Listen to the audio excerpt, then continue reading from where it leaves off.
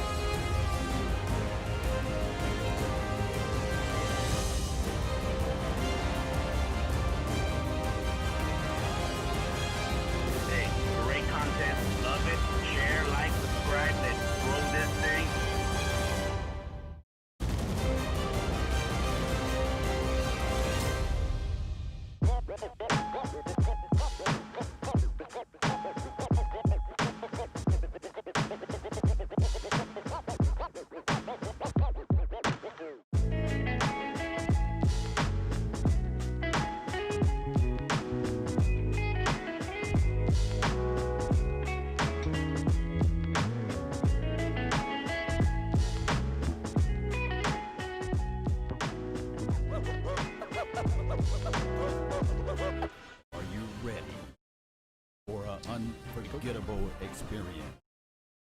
Get ready. 5, 4, 3. Are you ready? 2, 1. Unforgettable experience. Get hype.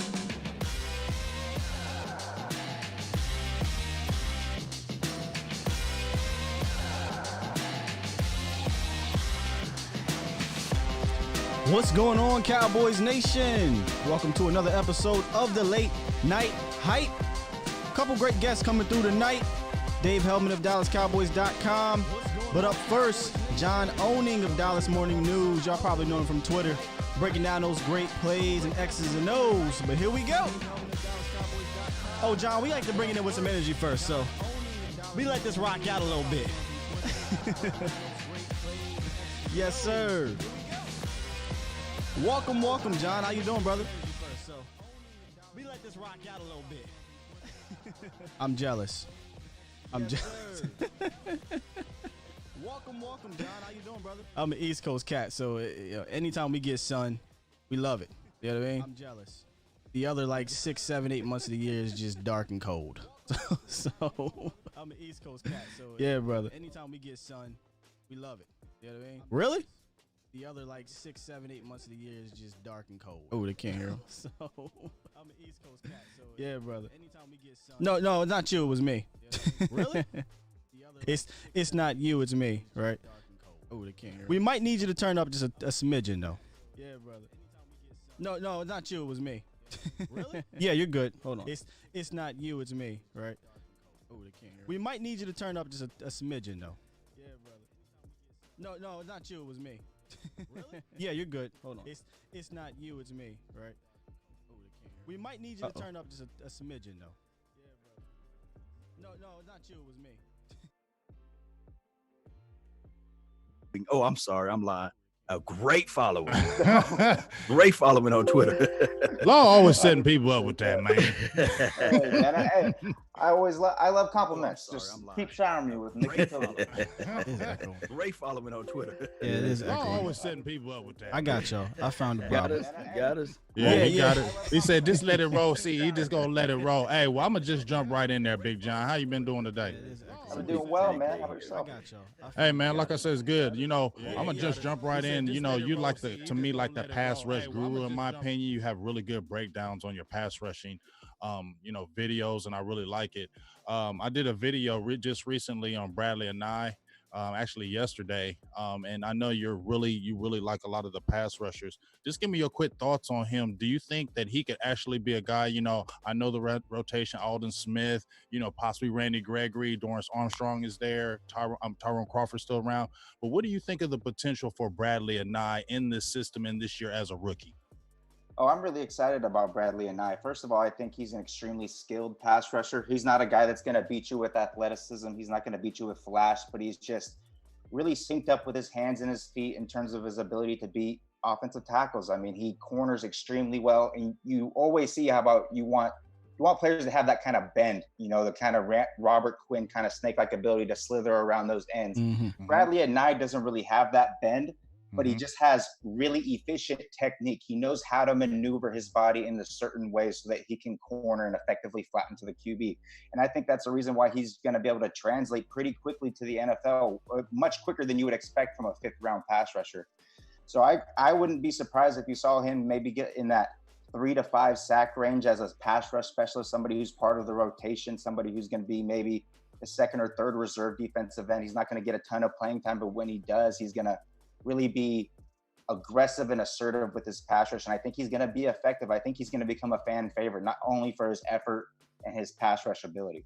Hey, John, can I follow up on that real quick? Go ahead. Do you think he'll be a fan favorite, or he'll get some time early?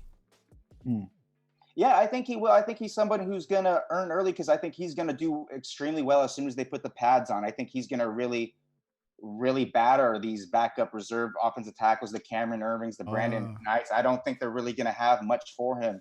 So I think you're going to see them having to put him against the Tyron Smiths, the Lyle Collinses pretty early. And I think that's going to earn him some playing time, even though it all depends really on, is Randy Gregory going to be back? If he's going to be back, it might be a little bit tougher to get him as much playing time as need be. But as of now, Randy Gregory is kind of a question mark, so we don't know. So I think he can. As the roster stands today, I think for sure. Yeah, I was going to ask this too. It's a good question there, Scott, about Bradley. Is his expectation good enough for you to shy away from what's it, Matthews kid? That's out there on the street. Clay Matthews. I'm about to say Bruce, man. I'm telling you guys. Yeah, you going way back. You going way back. You going in the 80s. Where your mind at, dog? Is his skill set good enough for you to shy away from him or the Everson Griffins? Or even will it be good enough to also challenge, dare I say, a Dorrance Armstrong? I don't think he's good enough to shy away from Everson Griffin. I think Everson Griffin is really one of the – it's really amazes me that he's even on the open market, because he's one of the I wouldn't say he's an elite pass rusher, but he's right below the elite tier. I mean, he's a really good pass rusher. Yeah, exactly. Just go watch him versus Tyron Smith last year. He beat him with 3 or 4 spin moves. And when do you see Tyron Smith be with the same move twice in a game, let alone 3-4 times? I mean, that alone should earn Everson Griffin a $7, $8, $9 million contract for at least 1 year, in my opinion, maybe even 10 if you have the cap space. But in terms of like a Clay Matthews, I definitely think Bradley Anae is more skilled and has a better ability, and plus has more future upside for you than a Clay Matthews. So I think, and as far as Dorrance Armstrong, I think he's going to push Dorrance Armstrong. He's more skilled than Dorrance. You see Dorrance, he had a really good training camp last year, but he wasn't able to really turn it into much during the regular season. So now under a new coaching staff, he's going to have to re-earn his playing time against a guy like Bradley Anae. So it's going to be tough. I think that's going to be one of the more interesting battles that's going to develop, is between Dorrance Armstrong and Bradley Anae during camp, because Dorrance Armstrong did have an adequate amount of success against Lyle Collins last year, and we saw what Lyle did last year. True. Yeah, see, kind of just bouncing off of that, when I hear about that, I really loved what just by talking about camp last year. Me and Law were both talking about Dorrance Armstrong Jr. all last camp, like, okay, he about to turn up. This is about to be his year, and we really didn't see it. And I think, like you said, him and Anae are going to really have to go at it, because this is year 3 for Dorrance Armstrong Jr. He's got to show right now. And he's going to have a guy like Anae breathing down his throat, because this is a guy who is motor runs on a million. It never slows down. And like you said, if you really watch his tape, when I was watching his tape yesterday, his hand fighting, and I know you do jiu-jitsu, and even when you talk about DeMarcus Lawrence, how good his hand fighting, and that hand fighting that he does already coming out of college is just ridiculous. Yeah, he really reminds me of a less explosive version of Carl Lawson coming out. Carl Lawson's another guy who was a big fan of just really powerful and assertive with his hands, and he understands how to string together moves. That's one of the more rare things you see from college pass rushers. They're kind of one-note guys. If they don't hit their first move, they kind of stall out. But what you saw with Bradley Anae is he can constantly stringing together moves. He misses the first, he's countering to a second, and then he's even got a third counter on some occasions. So he's just somebody who's giving offensive tackles so many different looks that it's going to translate to the NFL. As long as he gets enough snaps to be able to get into a rhythm, I think he's going to be effective. Yeah, well, it's good that you brought up Carl Lawson, because he dropped because he had short arms, and that's the exact same situation with Bradley. He don't have the longest arms, but as long as you have hand placement, as long as you can show that and display that explosiveness off the line, then you can win. Speaking of that, what is your scouting report on the Joe Jacksons and the Jalen Jelks of the world? Oh, Joe Jackson, he was a guy who I was impressed with for a 5th-round rookie defensive end in camp last year. He's a guy who he's not the most flexible, he's not the most fast guy, but he just finds a way to corner. He kind of lulls tackles into his sleep because he's not the fastest guy. And then he has this little burst to corner, and he has a nice, really strong rip move that he uses to defeat the punch of the offensive tackle. And he's strong, and he's somebody, I think he still had a little bit of baby fat on him last year. I think he was in the 280s. If you can get him into the 270 area, maybe lean him up a little bit, maybe get a little bit more quickness. I think he's someone who could be the fact that Joe Jackson is going to be probably defensive end 5 or number 6 for you, if he even makes the team over a guy like Rondell Carter or something like that. That's really good depth, because I think he's somebody, especially against the run right now. You saw last year when he played against the run, he was pretty effective late in games when he got to play. I still question his ability to be an every down effective pass rusher just because he lacks the athletic traits. But I think as a reserve guy who's going to be in the rotation, who's going to play maybe 5 to 10 snaps a game at most, I think he's great. He's a really good contributor to have. And as far as Jalen Jelks is, he was somebody who I was disappointed with during training camp, to be honest, last year. I just didn't see the hand technique. I didn't see the pass rush plan. I didn't see the footwork. I saw a guy that was kind of just going out there to try to out athletic guys, and he's not the most athletic guy in the first place. He's more smooth than he is athletic. So I'm kind of down on Jelks, to be honest, and much higher on Joe Jackson at this point. Yeah, I'm going to be doing a show focused on the DEs tomorrow, and I have Joe Jackson as a guy that I think is going to push Armstrong. Either push him to make him better or push him down the depth chart, because I just think Joe, he has what I call that grown man strength. You said he's strong. Man, he like an ox. You know, it don't look pretty, right? It don't look pretty, but man, I think he's really good against the run, but I don't know how good he can be against the pass. Maybe he needs to shed some of that weight, like you said. So I'm kind of excited to dive in a little bit on that tomorrow. But speaking of guys that are good against the run, before we move on to the other side of the ball, I want to get your take on, what you think about this new addition or this new philosophy on the interior with the big boys. As me and James like to say, the fat boys, they're back. Back. We got the 6'3", 340 plus, almost 350 plus pound behemoth in Dontari Poe, and then you got a guy like McCoy who is sneaky good against the run now. I don't even know if it's sneaky anymore. He's progressed to be a really good run defender, but he also can get you 5-6 sacks as a DT. How you liking this kind of transition here? And then you can touch on Neville if you want to, with these additions on the interior. Man, I like it. I really like it. I think a lot of us have been calling for a lot of years for the Cowboys to invest more in their interior defensive line, get bigger there, take some pressure off their second level defenders against the run. I mean, the Cowboys under the Marinelli tenure, they put a ton of pressure on the Leighton Vander Esch and Jalen Smith to do a lot of the dirty work to stop the run. They're having to get off blocks. They have guards in their face immediately. I'm hoping that under this Nolan scheme, you're going to see them use a lot more two-gapping techniques with these big, wide-bodied defensive tackles. They're going to keep bodies off the linebackers and let them do what they do best. They're athletic.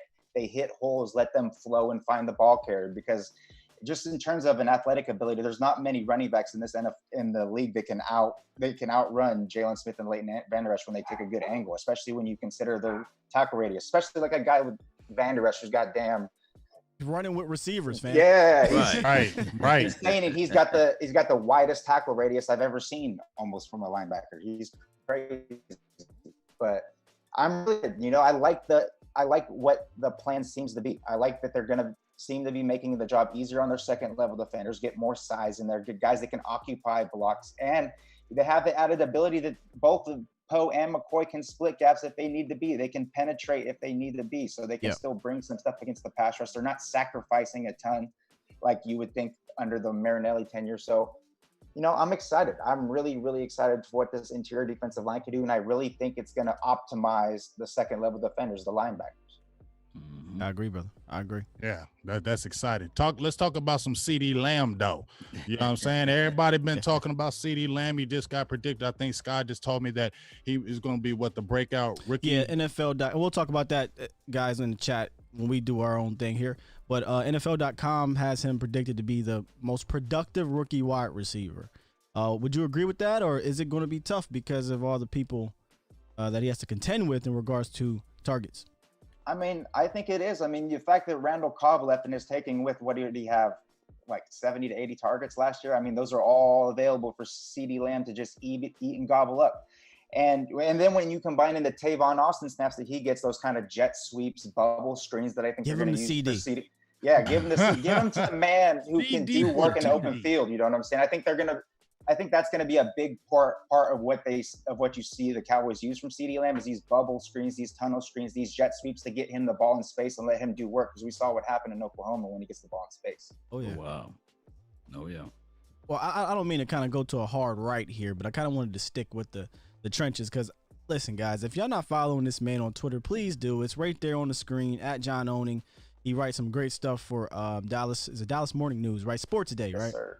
Yep. Is that what it's Sports Today? Dallas Morning News. Yep. Great X's and O's stuff. For me, I'm not an offensive line guy, right? So I look forward to guys like you, Vach Lombardi. I'm not sure if you're familiar, to break down offensive line film, and even what's his name, Baldy. Baldy does a good job too. I know John froze up a little bit, but we'll see if we can get him back. One second.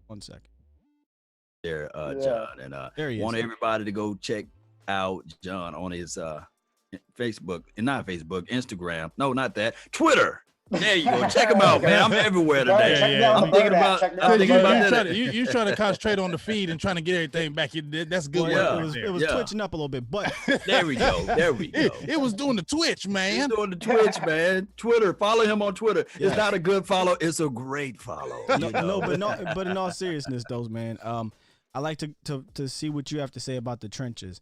And definitely the O-line and D-line play. And we talked about the defensive line, but I really want you to go in here on the offensive line, because we got a lot of beliefs here. With drafting of Tyler Biadasz, right? Travis Frederick is gone.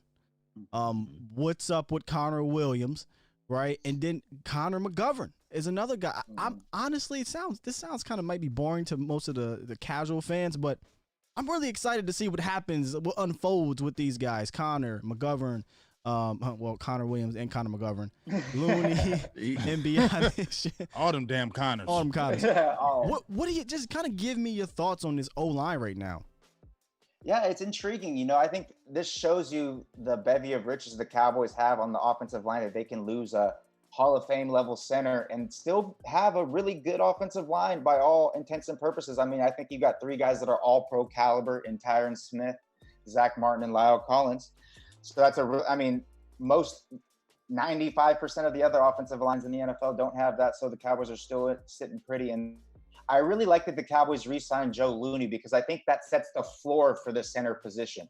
I think that we saw 2 years ago what the Cowboys can be with Joe Looney. It's not as good as Travis Frederick, but it's passable. You can win with Joe Looney as a center. And I think that's really something good to fall back on for the Cowboys offensive line. I think in an ideal world, you would see Connor Mcgovern or Tyler Biadasz play at an ability that overtakes Looney so that they can win that starting center job. But I think this pandemic is maybe hurting those abilities a little bit more, because they weren't full-time centers. I mean, Connor Mcgovern last year spent all of his time when he wasn't rehabbing. He was taking sets at guard. Let me ask you, do you, because see, before we drafted Biadasz, I was thinking, okay, Mcgovern could be a guy at center, but then we trade up, by the way, in the fourth round for Biadasz. So to me, that makes me feel like I think they want him to be the guy at some point, and they hope some points this year. But do you feel that way, or do you think that Mcgovern could get a shot at center? I think McGovern's going to get a shot, but I think Biadasz is probably the better choice. I think McGovern's going to vie more for that left guard position with Connor Williams, but I think they're going to give him a shot there and just see how it plays out. But I really like the Biadasz pick. I'm really excited, because if he plays like he played in 2018, that guy is a first-round caliber center right there. His 2018 tape is really impressive. And then he had that during the offseason in between 2018, 2019, he had the hip surgery. He didn't get to work on his skills. He didn't get to increase strength. He actually decreased his strength. You saw how that inhibited his game. You saw some of the anchor issues that he has, that inability to move defenders off the line of scrimmage as much as he was the year before. But now that he had this year the ability to, stay strong, I'm really excited to see what he can do in his rookie year. And if he sits his rookie year, I think for sure he's going to step into the starting lineup year 2. Year 2, I agree. I think if he doesn't get it now, he'll get it next year because Looney only has 1 year, and I love Jumbo Joe.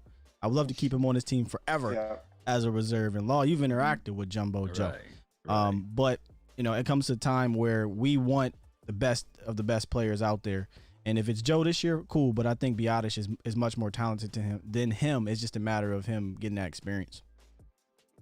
Yeah, I would totally agree there. I think, like I said, Biotish is a guy. He's really good. He's really smart. The thing that's most impressive for him for his age, he's so smart. You see him doing protections. You see him pointing out the mic. You see him setting the protection. You see him adjusting the protections, which is really important for a young center. So I think as long as he can hit the ground running conceptually with his mind, which I think he will, I think he's someone who, even if he doesn't start immediately, he's someone who you can see getting plugged in maybe even halfway through the year if things go correctly or go a certain way.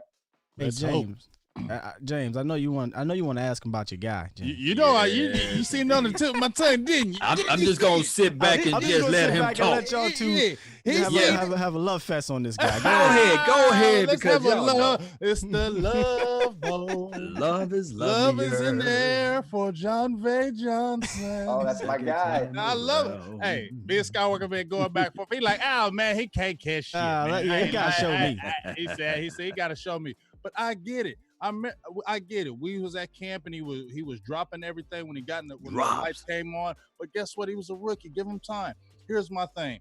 If you got a Devin Smith, and I like Devin Smith, but if you're talking 2 options and I got a younger option who runs really good routes and has the same type of speed and is 4 years younger and he can start catching that ball, I want him because I think he can add to the team and I love his deep speed. Talk to me, John. Yeah, one other thing that gives him the leg over Devin Smith is he can contribute on special teams. That was the biggest reason that Devin Smith was inactive all of last season after the touchdown is he couldn't contribute on special teams. And John Vay Johnson gives you the ability to contribute on special teams. I love, everything you said is correct. I really love his route running. He is a guy who was beating Chidobe Awuzie and getting open during training camp last year. I just hope that he's, married to a jugs machine since he's been out the entire season. As long as he's been married to that jug machine and he could be more consistent at the catch point, I think he's someone who can win that number 4 wide receiver job that's open up to the top 3. Ooh, yeah, so y'all open this thing up because he like him because his name is John. You know that's what it is. Well, no. He spelled it wrong though. I know he spells it wrong, but the sound is still the same. It's just like when I see people spell Law or Lawrence with a U. It's like how you spell Lawrence with the U. You got to put the W in there. So look, when we talked about this last time, James, you made me think. I said, okay. While I need to see more from John Vay, right? I understand that we do have players on the team that drop the ball. So I said, well, how can I come back at this, without us going crazy back and forth? And I'm like, well, what can John Vay bring to this team? I'm asking both of you guys, that can kind of mitigate if he does have those drops, because we know what Cobb brought to the team. We know what Cooper brought to the team, and we know what Gallup brought to the team, even though they had drops, right? So if you're going to drop the ball, like you mentioned T.O. dropping the ball, but T.O. brought so much more to the game. And I know the blazing speed. Now, is it real enough speed during the game to make a difference, or is this just 4.3, 40 speed and 40? Right.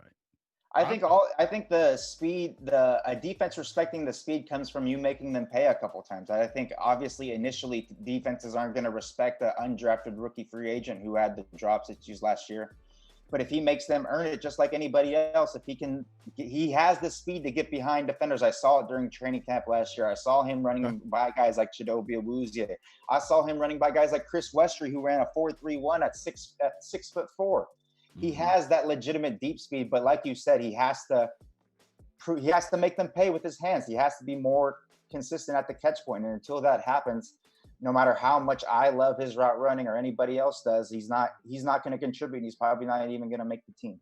Well, Keyshawn Johnson back in the days had a book he wrote out and said, catch the damn ball or throw me the damn ball. Yeah, and yeah. My thing is, give me the damn ball. Yeah. Give me the damn ball. So what I'm trying to say is that I don't want John Vay to be that person because he continued to drop the ball. I look at like this guy like Cedric Wilson. I think that he can bring in a lot of heat to the table. And on top of that, I just have to say this, man. Devin Smith. Thank you. I was going there next. I just love his approach to the game. Although you can look at it and say, well, he don't play special teams, but that's why I will have the young guy, CD or Cedarian Lamb, however you want to call him, to be the special team guy, mixed in with Tony Pollard. You can put him out there, and those can be your special teams guy, and your rotational special team guy can be Cedric Wilson. So we will see what John Vay can do this year. Yeah, Devin Smith, he's a guy, he's exciting. The thing that I think separates John Vay Johnson from Devin Smith a little bit is he has a better ability to get open on intermediate and short routes. He runs with better pace. He has more disguise in his stems a little bit. Devin Smith has that ability with those vertical cuts. He can get open on those posts, those corners, those goes, but he just doesn't create enough separation on those comebacks, those curl routes, those in-breaking routes, out-breaking routes. I think he's a little bit more of a one-note receiver, whereas John Vay Johnson, obviously, if he learns the catch, if he becomes more consistent there, he can give you a more well-rounded attack as a receiver, in my opinion. That's fair. That's fair enough because I'm a huge huge rebuttal from Big Game James. Oh, go ahead, Scott. Well, that's his guy. I don't know if it's much of a rebuttal, right? I mean, I'm just saying what like I said. The thing that, like I said, stands out to me is just what John was saying. He has really good route running. I think that's what separates him as well. When you look at Devin Smith, and I'm not saying Devin Smith, I like Devin Smith, but like you said, when you really watch John Vay, if he can get those hands together, his route running is really crispy. And when you can hit him on a quick slant pattern like Dak likes to do when you had a Randall Cobb, I'm not saying he's going to be the fourth guy, but you're probably going to keep at least 6 receivers. I think he can definitely be in the mix for the 5th or 6th guy, especially if he has his hands together. I hope so, because I know Devin to me is my speed guy, but he's more honestly of my deep threat speed guy, whereas maybe John Vay could be my speed guy all over the field, if that makes sense. You know what I mean? Like, I don't know if I'm sending Devin on drags or on stop, whip routes or anything like that. Yep. But we do need that element. We need more than just one of them. When you go look at the Chiefs, their whole goddamn receiving core runs a 4-3, 4-2 or something crazy, right? So it'd be nice to have a couple guys who can go out there and scare the defense. So if John Vay could be it, that'd be great. Honestly, if I had to do it right now, I would love for those last 3 or 4 to go Cedric, Devin, John Vay. You know why? Because John Vay and Cedric can play special teams. And if you need Devin Smith on game day, if you want, you can. You can actually use him, unlike JG did. JG didn't use the weapons that we had in the tool set. Let me ask John this then. Yeah, real quick. Do you have any scouting reports on the Rogers kid and I think his name is Aaron Parker, one of those guys? Do you have any scouting report on those wide receivers? I don't know on Aaron Parker. It's impossible to find some all 22 on some of these small school guys. Gotta get the connects. Rogers, you got the connects. Get the I know. I'm trying, you be having the gifts now. You got the gifts. I've been trying to get James Madison defense for like 2 months now, and I still can't watch my man Rondell Carter. I've been offering up everything to try to get that. I've been trying to sell my soul to Mephisto and everything, man. I'm trying out here.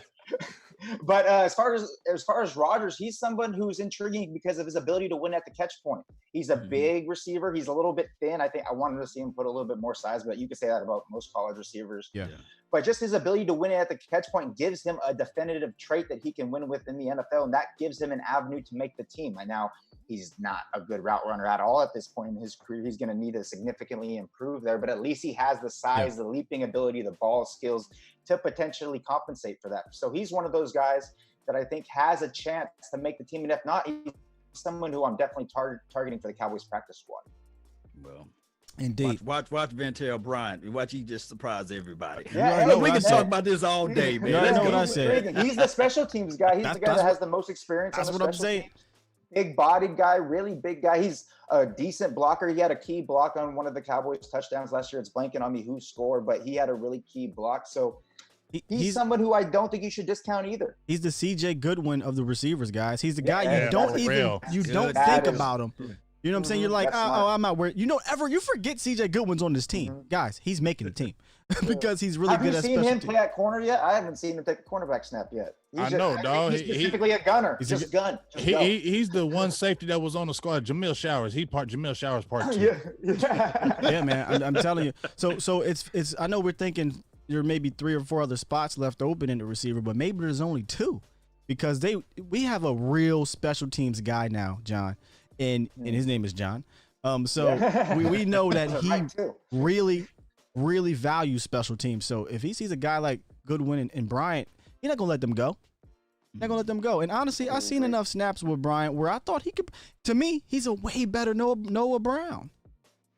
Yeah, I will agree with that. Yeah, he gives you more. I think he gives you more. He can play in that slot too. He's more of a Noah Brown was just basically an undersized tight end. He was just a blocking guy. There's been so much promised about him, but he has yet to really contribute more than a blocker, really. Don't get me started on Noah Brown. There's a Noah Brown hive, and I'm like, why? Exactly. And it'd be bzzz. Man, they're believing those wolf tickets that Jason Garrett was selling all those years. He was big wolfing. Hey, look, man, I know you got to go get your on. So I don't want to leave you, have you here too much longer and you'll be late. So, listen, brother, we appreciate you coming through, man. And this was a quick one, but we got to get you back on here. Yes, sir. We got to get you back on here. For sure. Get me back on. I know I've been flaky in the past. You tried to get me right near the draft. That's my bad. But yeah, I'm glad you addressed it. Thank you. I didn't want to say nothing because you know jiu-jitsu. Stay on me. Stay on me. And I'll definitely come on again. I would love to. I had a ton of fun tonight. Thanks, brother. And you know what? He's right. If you do hit him up on the Twitter, the actual public part, he'll be like, "Oh, you know what? My bad, dog. Let me get back in your DMs," and he'll get back, maybe. Yeah, I said I'm gonna holler at him, but he a black belt, so I'm not gonna holler. I'm just gonna say it. Yeah, that's my bad. Y'all check out his Twitter page, man. He's not a good follower, a great follower. He's a great follower. Go follow his work. It's second to none. Indeed, brother. Appreciate it, guys. Yeah, tell them where they can find you real quick, though. Oh yeah, find me at Twitter at John Owning, JOHNOWNING, or follow all my work at the Dallas Morning News, dallasnews.com/sports/Cowboys. Yeah, brother. Indeed. There it is. Hey guys, like I said, about 9:00 we're gonna have David Helman in, so make sure you guys stick around. We're continuing the show here. I'm just letting you know that David will be in the building about 9. We appreciate you coming through, John. Oh, he's going. He said, bye. He ran up out of here. He said, I gotta go train. You remember when we first came in, they said, I gotta go train, y'all. He don't play around with that damn training. Oh man, I didn't even peep, bro. He said, bye, John. Oh, he already gone. He gone. See ya. Let me get the special effects. See ya. Yeah, right. Nah, here we are, guys. We're back. Yeah. We ain't going nowhere. We're here. Yeah. Yeah, man. That was a quick one with John. But guys, I really do think you guys should go check him out on Dallas Morning News. You know what though? Sometimes is there a paywall behind that? That'd be pissing me off. Some of them articles be a paywall, fam. Nah, I think it's free 99. I don't know. Nah. Dallas Morning News, you probably had to pay. Maybe Sports Day is not a paywall. It's one. Sometimes there's articles I get through. Some of them I can't. I know the Athletic is a paywall. That gets on my nerves too. It's like, man, listen. I appreciate a lot of these people like John, but you get some of that stuff, same type of stuff, but I had to pay for it. Free 99. Indeed. Hey man, listen, we got a full house in the chat, and y'all know how we do with interviews. We can't really get in there, but man, y'all got some shout outs y'all want to do in the chat here. I know. First of all, shout out to my chat. They in here deep. The mod gods got mod gods now. Stevie Mack and the Cowboys Network, aka Sosa, rocking over there with the mod. So appreciate y'all up in there. Appreciate the donations from Charlie. And again, couple of people. Dallas Lee's in the building. Cowboy Marty. Uncle Charles, I believe, is in the building. I miss my Uncle Charles. Tex Lex, CQ, the Reaper. Yeah, y'all all up in here, man. Appreciate you. If I didn't get to your queue, all you guys, listen, we see the chat here, but we appreciate you guys checking through. And I think, did you send out the link to Helman? Oh, let me send that. Yeah, get that to Helman. Yeah. And we'll have Helman in here about 9 o'clock on the second hour of the show. Look, it sounds like we on the radio, huh? In hour number 2, we got Dallas Cowboys writer David Helman in the building, y'all. I'm excited for that. Camo Cowboy. Tiny Jim is funny. But yeah, y'all go ahead and give your shout outs, man. Oh, I got to give a shout out to those who made the donation to help elevate the nation on I guess a different type of avenue, you know. It don't come up on the super chat, but it came up over here on the PayPal, and there was William Wilson. Really appreciate you for dropping that dime over there, man. I really appreciate you. And Charlie Bridges, man. That's the man. Yeah, Charlie, that's the man. With the Cash App, man. So I really appreciate you guys because they don't take 30 and 40% like the super chat, but you guys can continue to super chat. Nevertheless, you know, that's don't let that discourage you. Yeah, that's giving everything to the actual nation to help elevate this thing so that we can have everybody out there training camp and beyond. And so we can have better production. As you guys can see, my setup is a little, I guess, right. And I'm just trying to work that too. But I really appreciate everybody that's on the Facebook panel, man. I really appreciate you guys, man. Continue to share this content. Jimbo, really appreciate you, and Mendoza and Lance Bell, man, really appreciate you guys, man. Thank those that's out there. I know there's many names out there that I will not be able to get to, but if I miss your name, charge it to my head, not my heart. I had an old head at work say that, and I said, "Man, that's what Law be saying." He's old, Dad. Well, I sent the link to Tiny Jim. Yeah, as soon as I sent it, he already thumbs upped it. So it sounds like he's ready to go. But let me give a shout out to a few more people. You ready to go? It's your boy D White, my guy John Jones, everybody in the feed. I'm gonna give a shout out to Zay because he's straight. That's Vach's son. I just want to give a shout out to Zay. You are Vach's son to the core. You love him like no other. That's your daddy. I know you got a picture of him in your house. Make sure you frame it tonight for him. Okay, make sure you tell your daddy say hi. But shout out to my guy Juwan James for the $10 holla, Jessica, Jim Laws, Quest Dak Who, my dog Hulk Logan, all the mods that's been in KMT 72. Y'all know how y'all do. All my mods up in the feed, just y'all deep in here like y'all do, and I just appreciate and love y'all. And let's have some more fun with a Helman because he gonna be funny. I'm ready to go. James, let's do it one time. Sheila. Hold on. Why you think I don't know that? Because I'm a young man don't mean I don't know about that. He cut off like he don't know it. He said, James. He said, hold on. I know it. Like, come on, dog. Shout out to Sheila, man. That's my girl over there, man. Oh, Sheila. Get me started, man. Hey, I think I'm gonna having fun over here. I think I'm gonna open the lines up real quick till we get Helman in here. Let me shout out to you, James Gary. Said, "Where's my shout out?" There you go, James Gary. And Sosa again, man. The Cowboys. Shout out to of course, man. Of course, that's good. Listen, man. If y'all don't know, y'all need to go follow that man. Okay, on all the platforms. Player, look. The hype chat and the call in line is brought to you and powered by the Cowboys Network. That boy good. That network. That boy good. He good. That boy good. I think I do have it plugged up in here. Let me go ahead and open up the lines for your minds. Now I'm opening up lines just for a little bit because I ain't seen him in here. So, and I know a lot of people got a lot of things to say. Let me see here. What's good with you, Chop? Appreciate you, Landon. Yeah. All right. Yeah, we're good. Bell, appreciate you for making the donations to the nation. The Cash App for the nation. Yeah. Let them Cash Apps. They popping today. Oh yeah, y'all peep. Y'all peep. I was gonna wait to unveil this on my show tomorrow, but y'all peep the new mic. Well, it ain't really new, but I got the addition on the mic. You got the LJ mic. Man, all I need is one mic. What you say? He got the LL mic. He tattooed that shit on his arm and shit. Immediately. Yo, but for real, my guy Brian Prolific Hickman, I'm gonna have his stuff up tomorrow on my channel. He's great, man. He does some great artist stuff. A lot. I mean, he saw him do some art stuff on somebody's PlayStation. You know, he painted. Yeah, it was awesome. So it's funny because on this side it's Iron Man. On the other side, you can't see it, but for my wrestling fans out there, I got the Road Warriors, Hawk and Animal. Oh, shit. I got the Hawk and Animal on the other side. Oh, what a rush. Yeah, man. Yeah, man, it's pretty cool. So you like Hulk Hogan, right? Yeah. I wouldn't say I like Hulk Hogan. He like the new no, guy. No. You talking about you Hulk old and school? Animal? Oh, I'm an old school wrestling fan. Oh, okay. But I don't know because you know that respect shit. Hulk Hogan because of what he did for the industry. But for real, bro, come on, the leg drop was trash. I'm just gonna be honest. Well, Hulk Hogan was great at that damn shaking. No, that was dope. Yeah, that's that what he was was great. great at. That's what I'm saying. That's what it's saying. When you hit him and that butt muscle get to shaking, He be like, you get the head to shaking. You know what it was. Yeah. But I like DDT. Who have the coldest?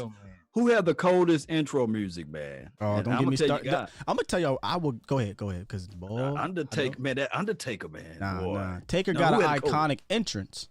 Who is that? But if you want to talk about some of the best intro music, you're talking about NWO. You're talking about Hollywood Hulk Hogan. Like you talking about stuff like that. Oh yeah. Razor Ramon. You know the bad guy. I love his Razor intro. Ramon. I mean, bringing names back. I mean, come on now. You gotta say Shawn Michaels too. Like Shawn Michaels when he come out there. I mean, I could go on and on. For me, one of my favorite intros is the Generation X the New Age Outlaws. Oh, you didn't know? No. That's my favorite. One of my favorites, at least. But See, I can keep going. I don't know none of that shit. I'm be faking them. Yeah, that was about the late 90s for me. Yeah. But that Undertaker music though. I lost it after the Iron Sheik and oh, you went way back. The Iron Sheik. What's that? Iron Sheik. the great Kabuki and shit. They failed. That's all Jim Duggan. Yes. Yeah, but if we really want to say the greatest intro has to be Stone Cold. Hell I mean, I was talking about him yesterday. Yeah, God, dog, I forgot all about that. Yeah, he's one of my favorite, dog. Can I get a hell yeah? Yeah. When you drop when the glass breaks, that's it. That's it. Like it's over. Like the pop is crazy. It's crazy. Look, y'all probably like the Stone Cold says so. That's what I love it. The chat probably like, is this a Cowboys show? Is this Cowboys? Hey, that's how we do. We can do that here, man. We can do that. Late night hype. Other networks late night don't have rain. 717-745-8898. You can call into the show. Remember, you only got 2 minutes. Holla. Yeah, got a 2 minute holla. We'll get a couple in if Shout we out can. to Ric Flair though. Not no 5 minute hollers. Yeah. Oh, he said Ricky the Dragon Steamboat. That's another old Ricky school. the Dragon was. Yeah. What about your boy Superfly Snooker? Superfly Snooker, rest in peace. Gold Dust. Y'all remember? Come on. Y'all remember Special Delivery Jones? That's not me too old for me. I don't know about Special Delivery. I know about Junkyard.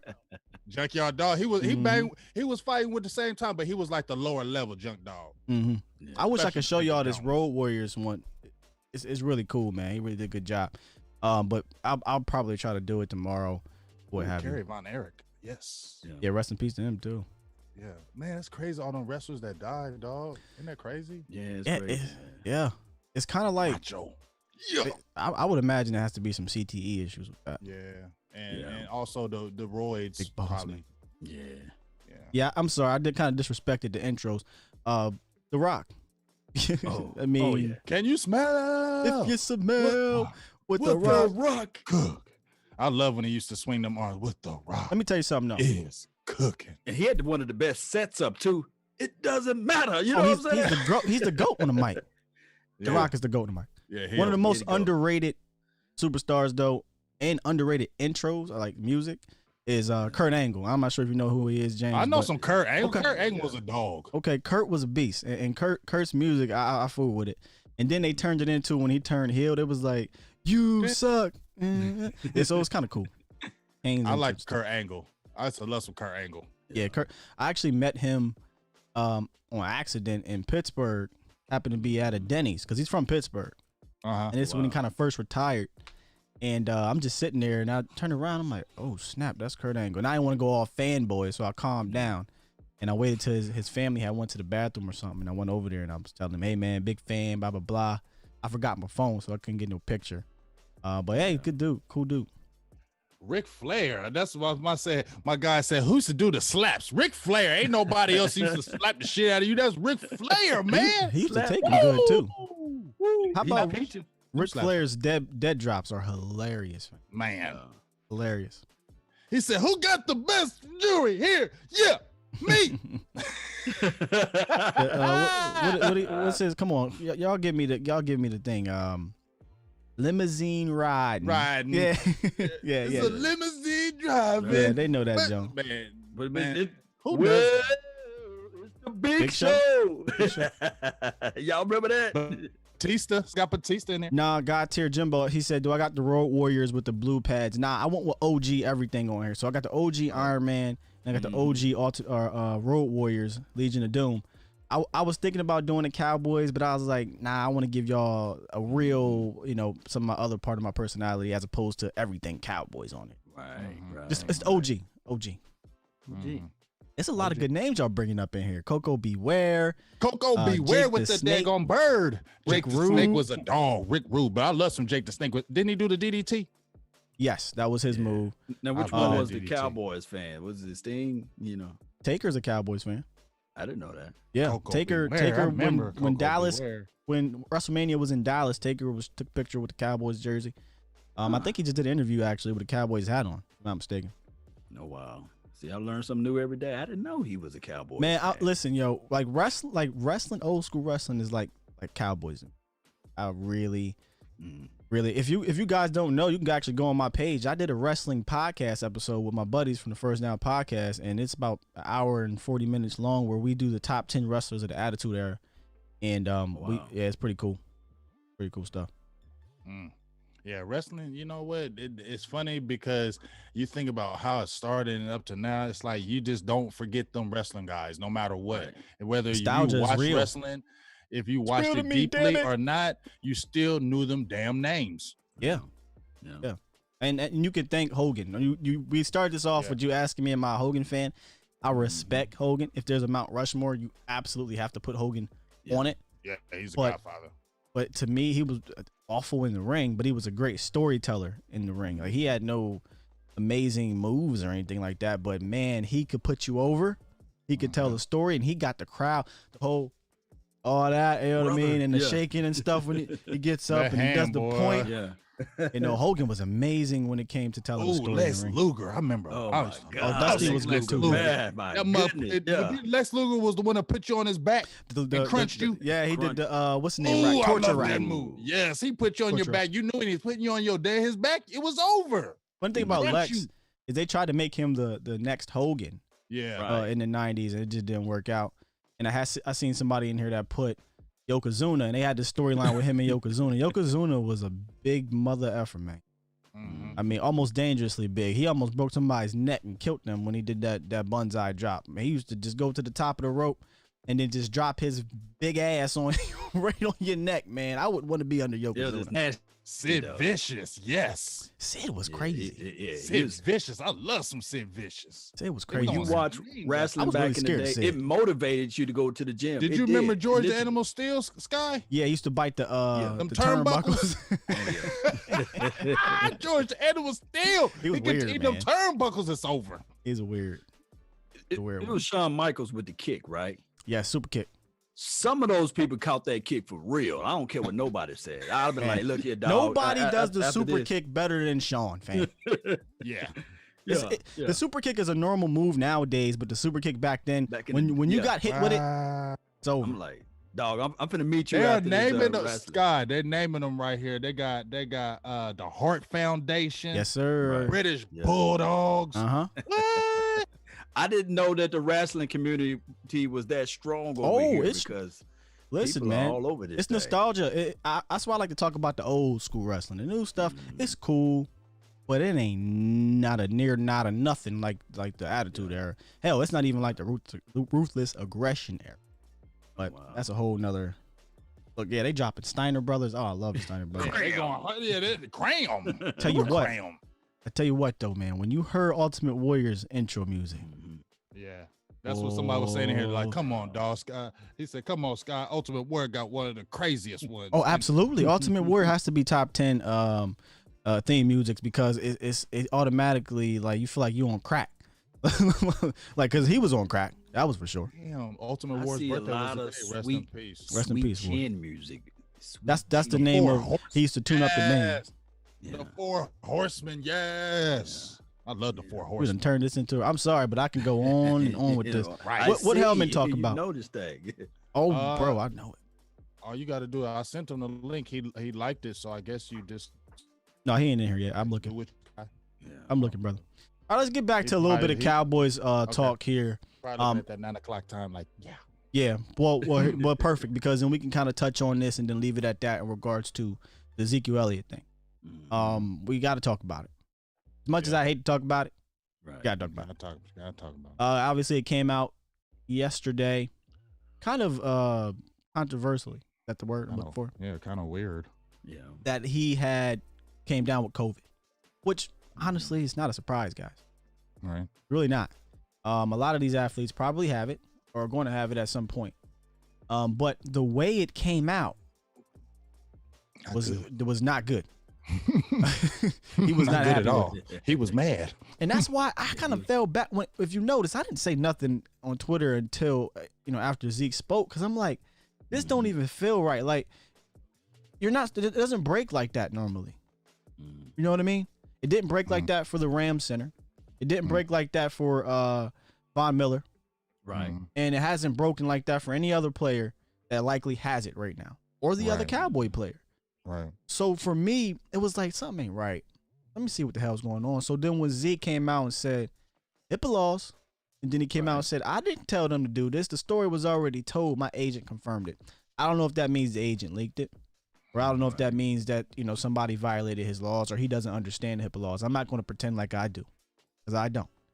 But for me, it felt dirty, because I highly doubt Zeke wanted this out. Yeah. But how did you guys kind of take the news? Honestly, I wasn't scared for Zeke because, they came out at the same time and said he's fine. So I was happy for that. But I was a little bit of annoyed for Zeke that it came out this way. I look at it that I'm a little relieved that it is Ezekiel Elliott, believe it or not. Okay. He's one of the younger people on his team, and I know that a lot of people perish from this particular virus, what have you.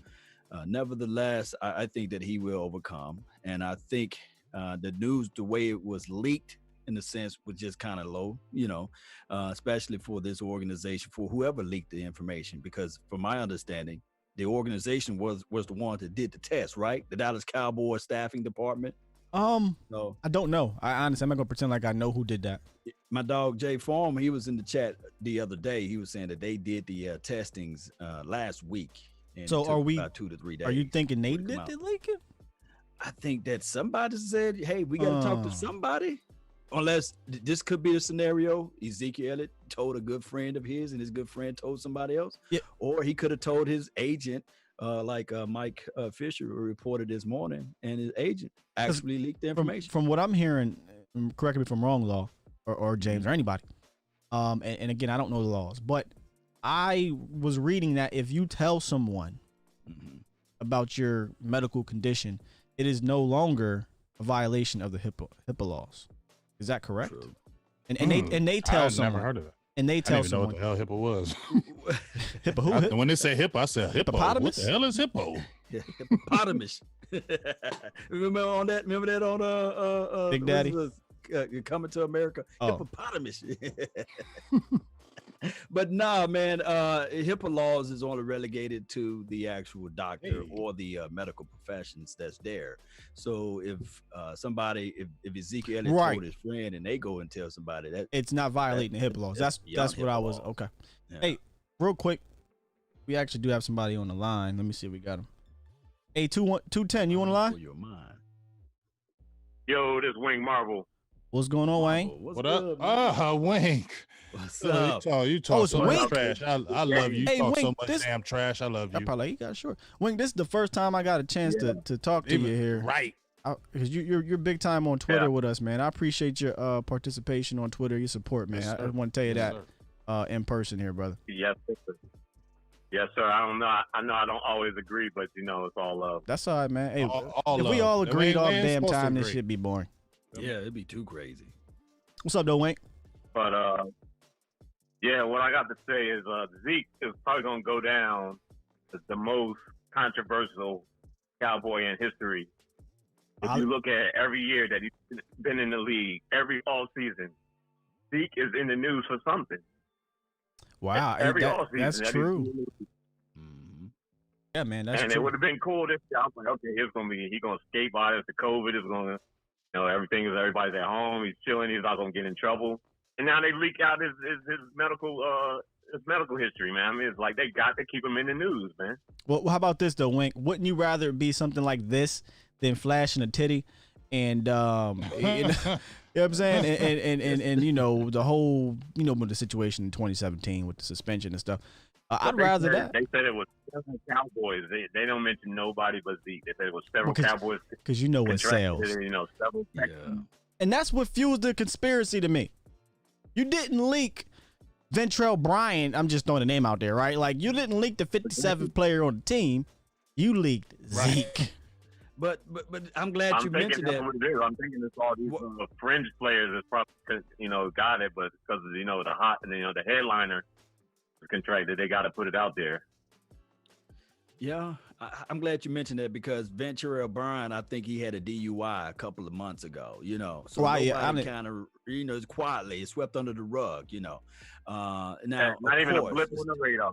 It's not even a blip on the radar. But when you have a storyline, because people was being able to add in and link in Dec Prescott to that story, of Ezekiel Elliott. And so people automatically said, well, Dec Prescott must be next, So I think that this stuff give a lot of room for people to talk about and click on. I don't think Dak has it, though. He don't. Yeah.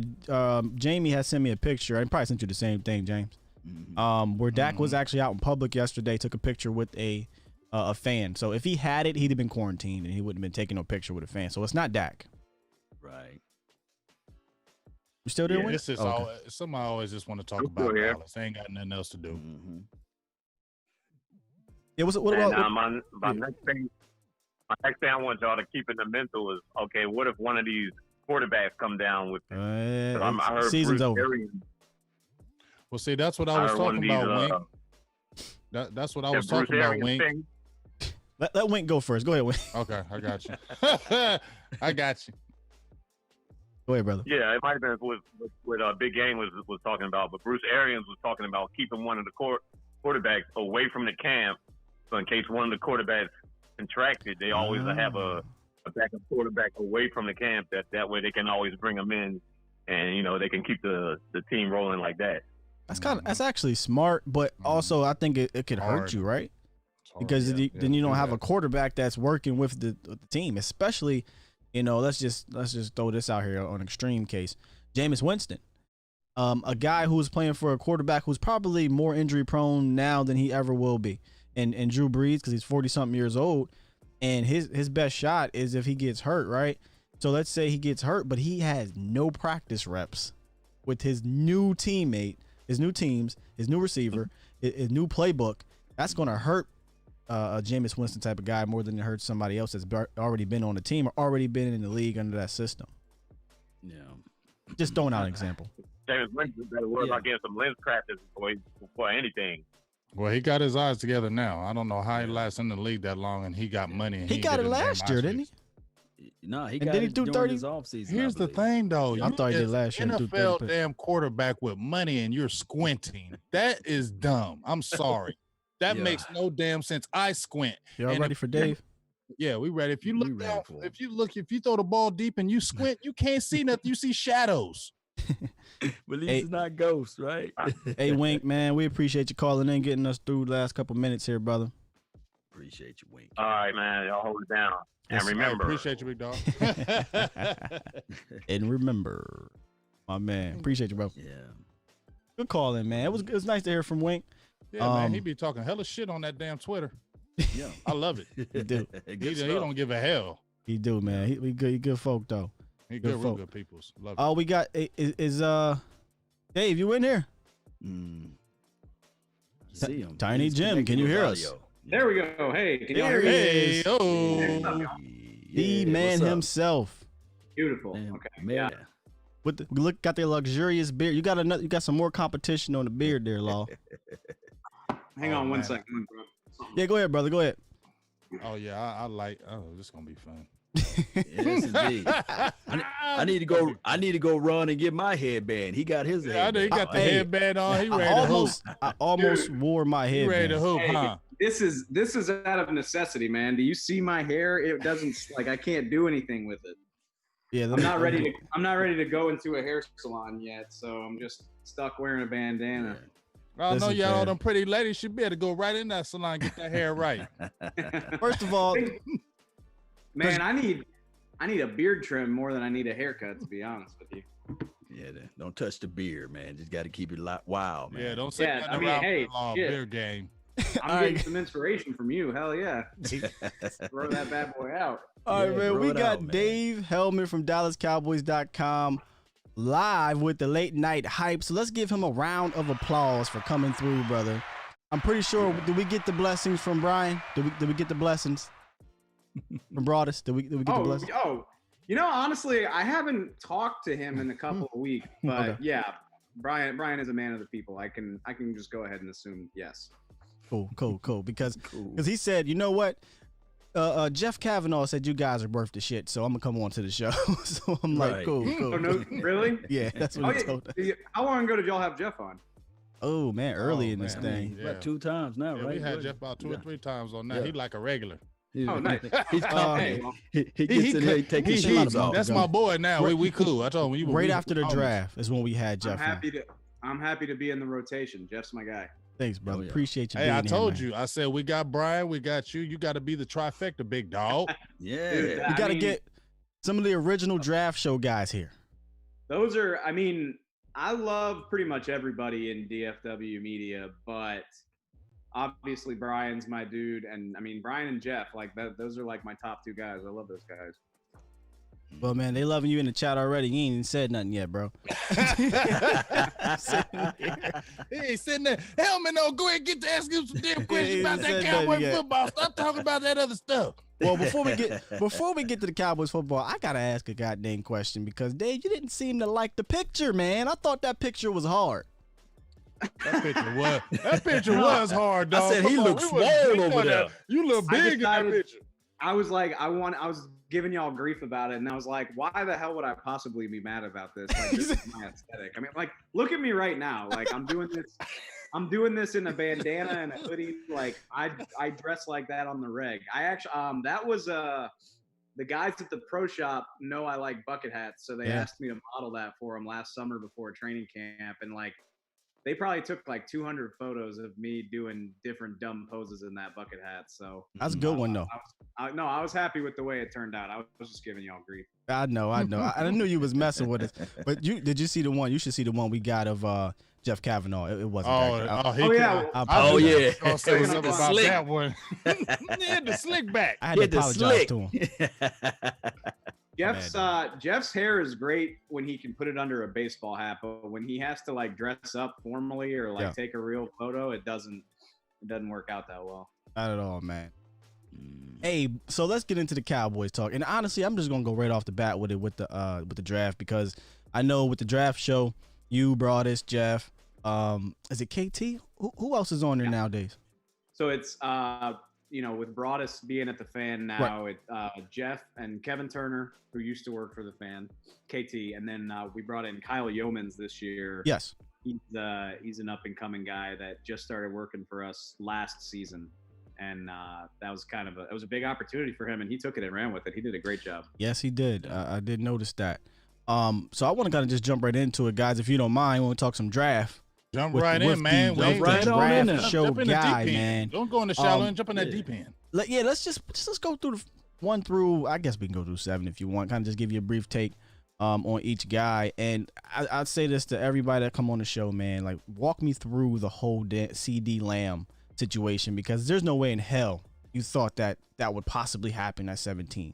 Couldn't have been. And the fun thing about that is like, there's video evidence of my reaction to it because we live streamed the whole thing.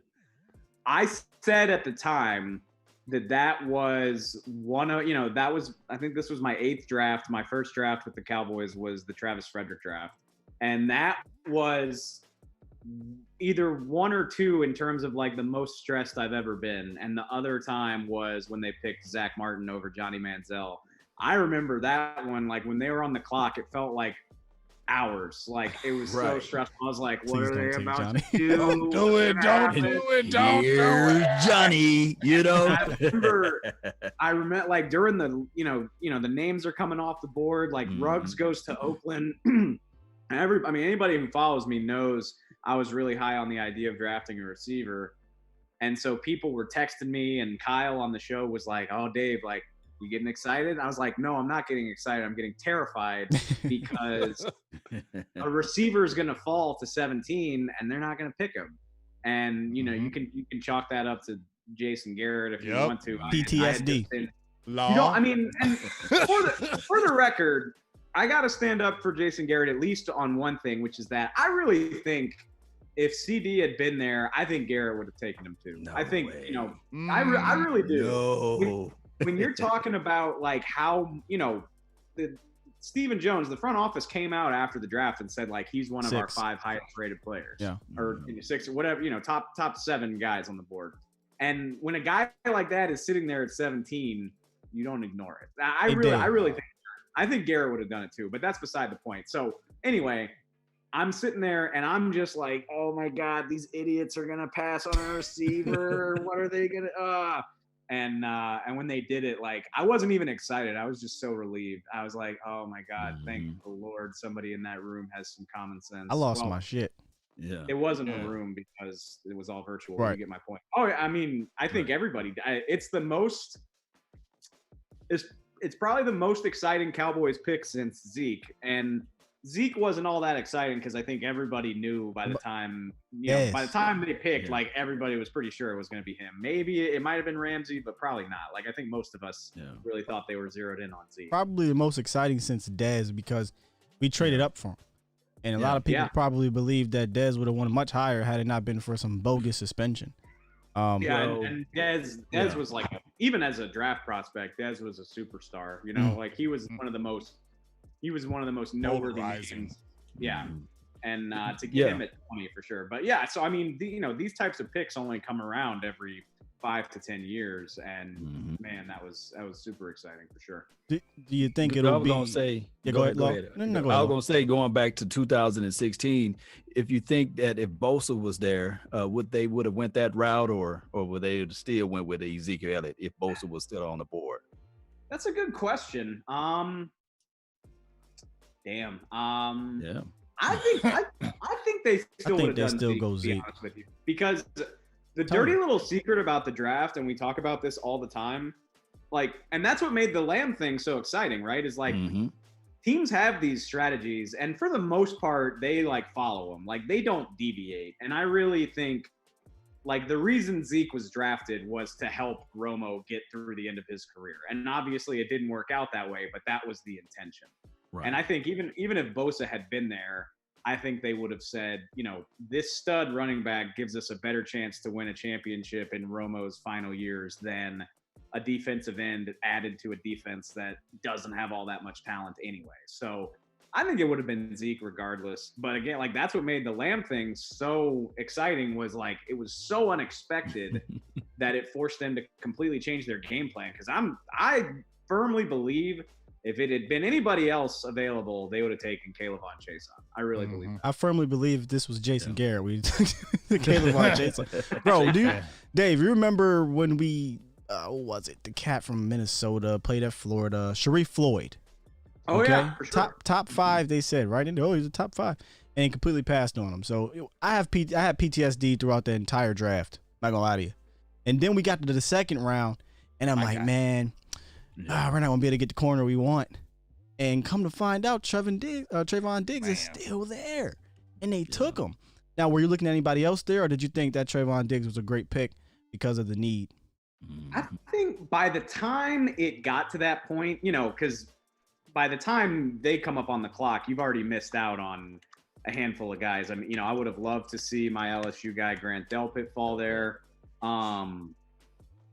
Christian Fulton is a name we threw around, but I don't think they were ever that serious about drafting him. But I mean, it's funny because obviously, like nobody. I'm trying to pull up the draft right now. My internet's wonky. Yeah. But no, it's just like it's crazy the value they got at every spot, and like obviously we don't know whether that means these guys are gonna be good players, but nobody could have possibly thought that guy would have been there at 51 because I think for a while we were talking about him as first round. Yeah, right. Our first round guy, the 17th pick. What do you like about Diggs? I like that he's rare, and when I say that, I just mean he's like 6'1", 205 pounds. Like, I mean, this dude he's an athletic freak, and like he's not the fastest corner in this class, but like to move that well at that size is really impressive. And he's, I know he's a senior, but he's a comparatively young guy. I trust that, he hasn't scratched his ceiling yet. Which, people were down on him because he got picked on a few times in his last season at Alabama. But again, you talk about the value. Oh my, I mean, but as he battles, he battles though. That's the thing. If you're judging guys based on what Jamar Chase did to him, then nobody's going to be very good. Right. Jamar Chase is going to be a top 10 pick next year. So yeah, and no, I mean he absolutely does battle. And like I said, I mean, you heard the coaches after he was picked, he has ball skills. I think he had 7 career interceptions at Alabama. This is a guy who contests the ball, who knows how to play the ball. That's been a problem for Cowboys DBs in recent years. So I love the upside anyway. I think I wouldn't have loved it. I definitely wouldn't have loved it, but I could have talked myself into liking that pick a lot higher.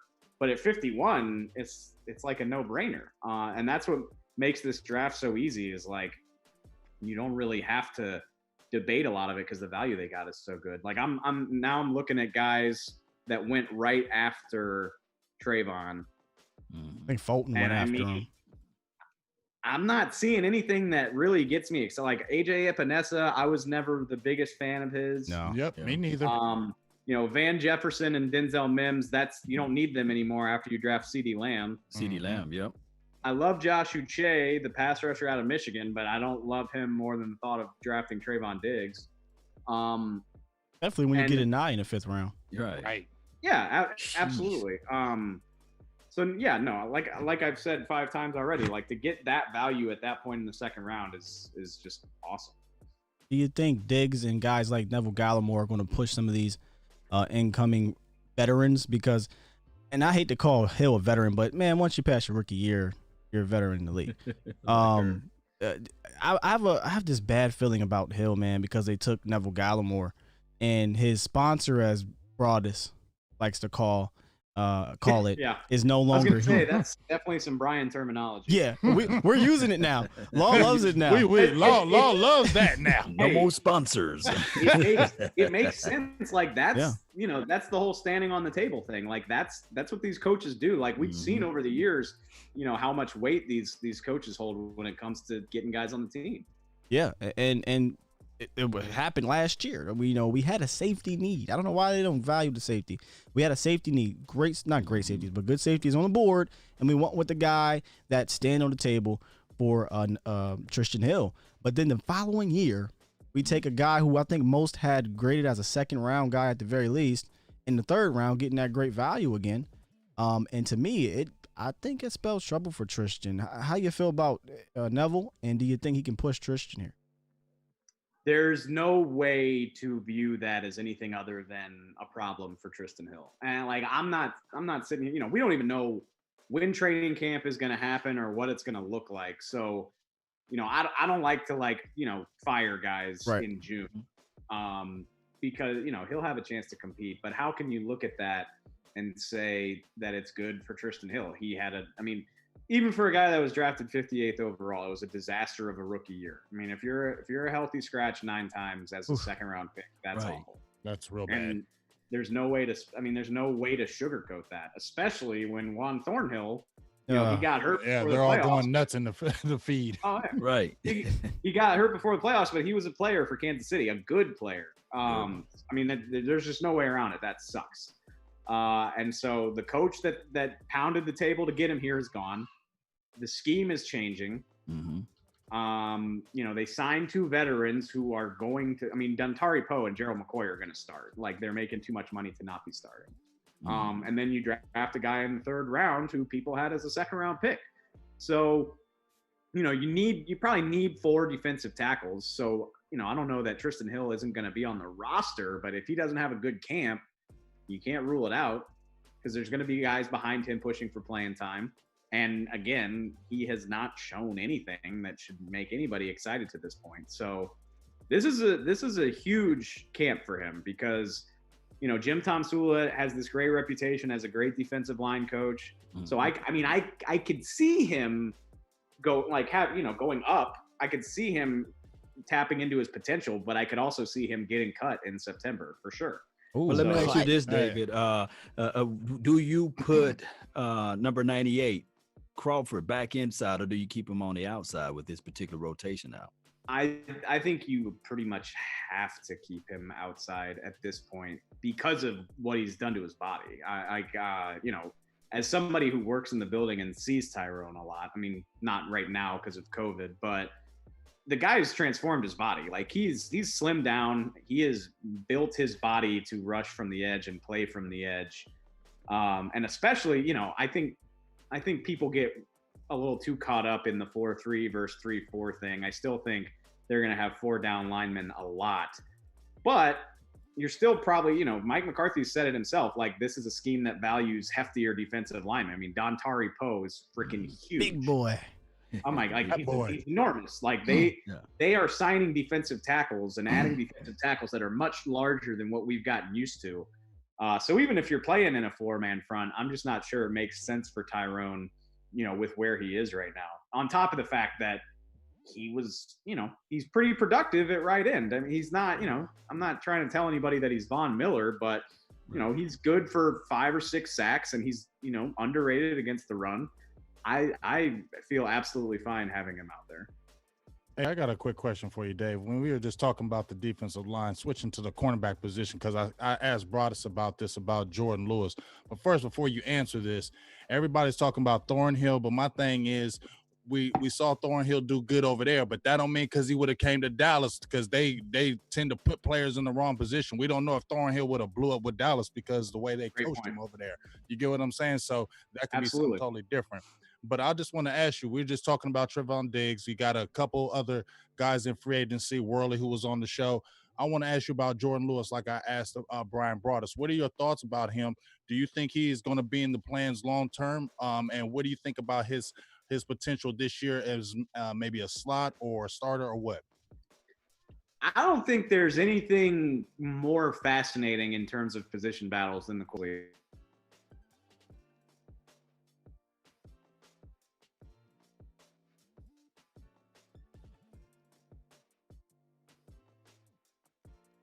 That we did earlier in the offseason. I'm like, go ahead, tell me, like, rank them, because I bet you all 3 of y'all will have a different ranking, and we did too. Like, we argued about it incessantly. So I'm fascinated to see what that pecking order looks like. I think Anthony Brown will be a part of it for sure, because you should always follow the money. I mean, first of all, I mean, I think he's an underrated player, but you should always follow the money in terms of looking for playing time. But other than that, I don't know. I mean, I think Jordan could play in the slot. I think the last coaching staff probably didn't give him enough of a chance on the outside. Obviously, you have Trevon Diggs. Worley has a surprising amount of starting experience, given that, you know, he was kind of a no-name signing at the time. And then obviously there's Cheeto, who's been starting for 3 years. So have fun figuring out who should do what. And actually, the exciting thing is I actually talked to Jordan not that long ago. And he had some really encouraging comments just about, you know, it's a clean slate. It's a brand new coaching staff. You know, everything from before is gone. And I think at the end of the day, it'll probably just be who plays the best, which for a guy like Jordan Lewis, who I think his stature worked against him when Chris Richard showed up. I think, he didn't hit that magical height and length requirement, even though he played well. And I hope that's true for his sake and for everybody's sake, is that it's just, a meritocracy. Go throw him out there and see who's worth being the top 3. I want to believe that, Dave. I do. But then when you see what they're doing and you hear what they're saying, was it Al Harris said, I like and I want long, aggressive cornerbacks that can run and fast or what have you. And then they go out and sign literally 5 6'1" cornerbacks. Am I lying? They got like 4 or 5 of them. So it just concerns me because I believe Jay Lou is good, but could he be in the same situation, as he was before, where Chris Richard was saying, I want long corners, but they didn't go out and get him long corners. This regime is going out and getting those guys, and you got a guy like Jordan Lewis who has a lot of talent, who could, I want to say, be the odd man out, because I think he needs to be on this team one way or another, but he could be fighting an uphill battle again, which I don't know if that's fair for him or not. You absolutely have a point. And just because coaches say that doesn't always mean they mean it, right?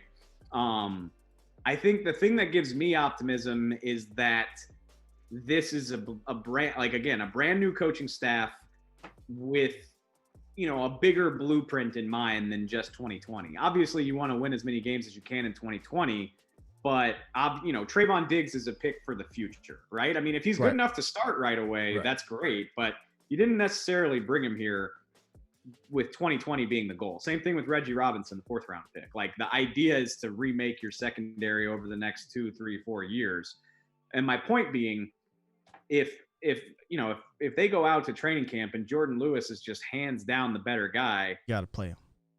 Al Harris can say, all right, well, this is what we've got in year 1. This is what we're working with. Yeah. We like long corners, but we do. Right. We like the exception to the rule. We like long corners, but our 2 long rookie corners didn't have a spring program and are rookies, and I don't want to throw them out there against NFL competition if they're not ready.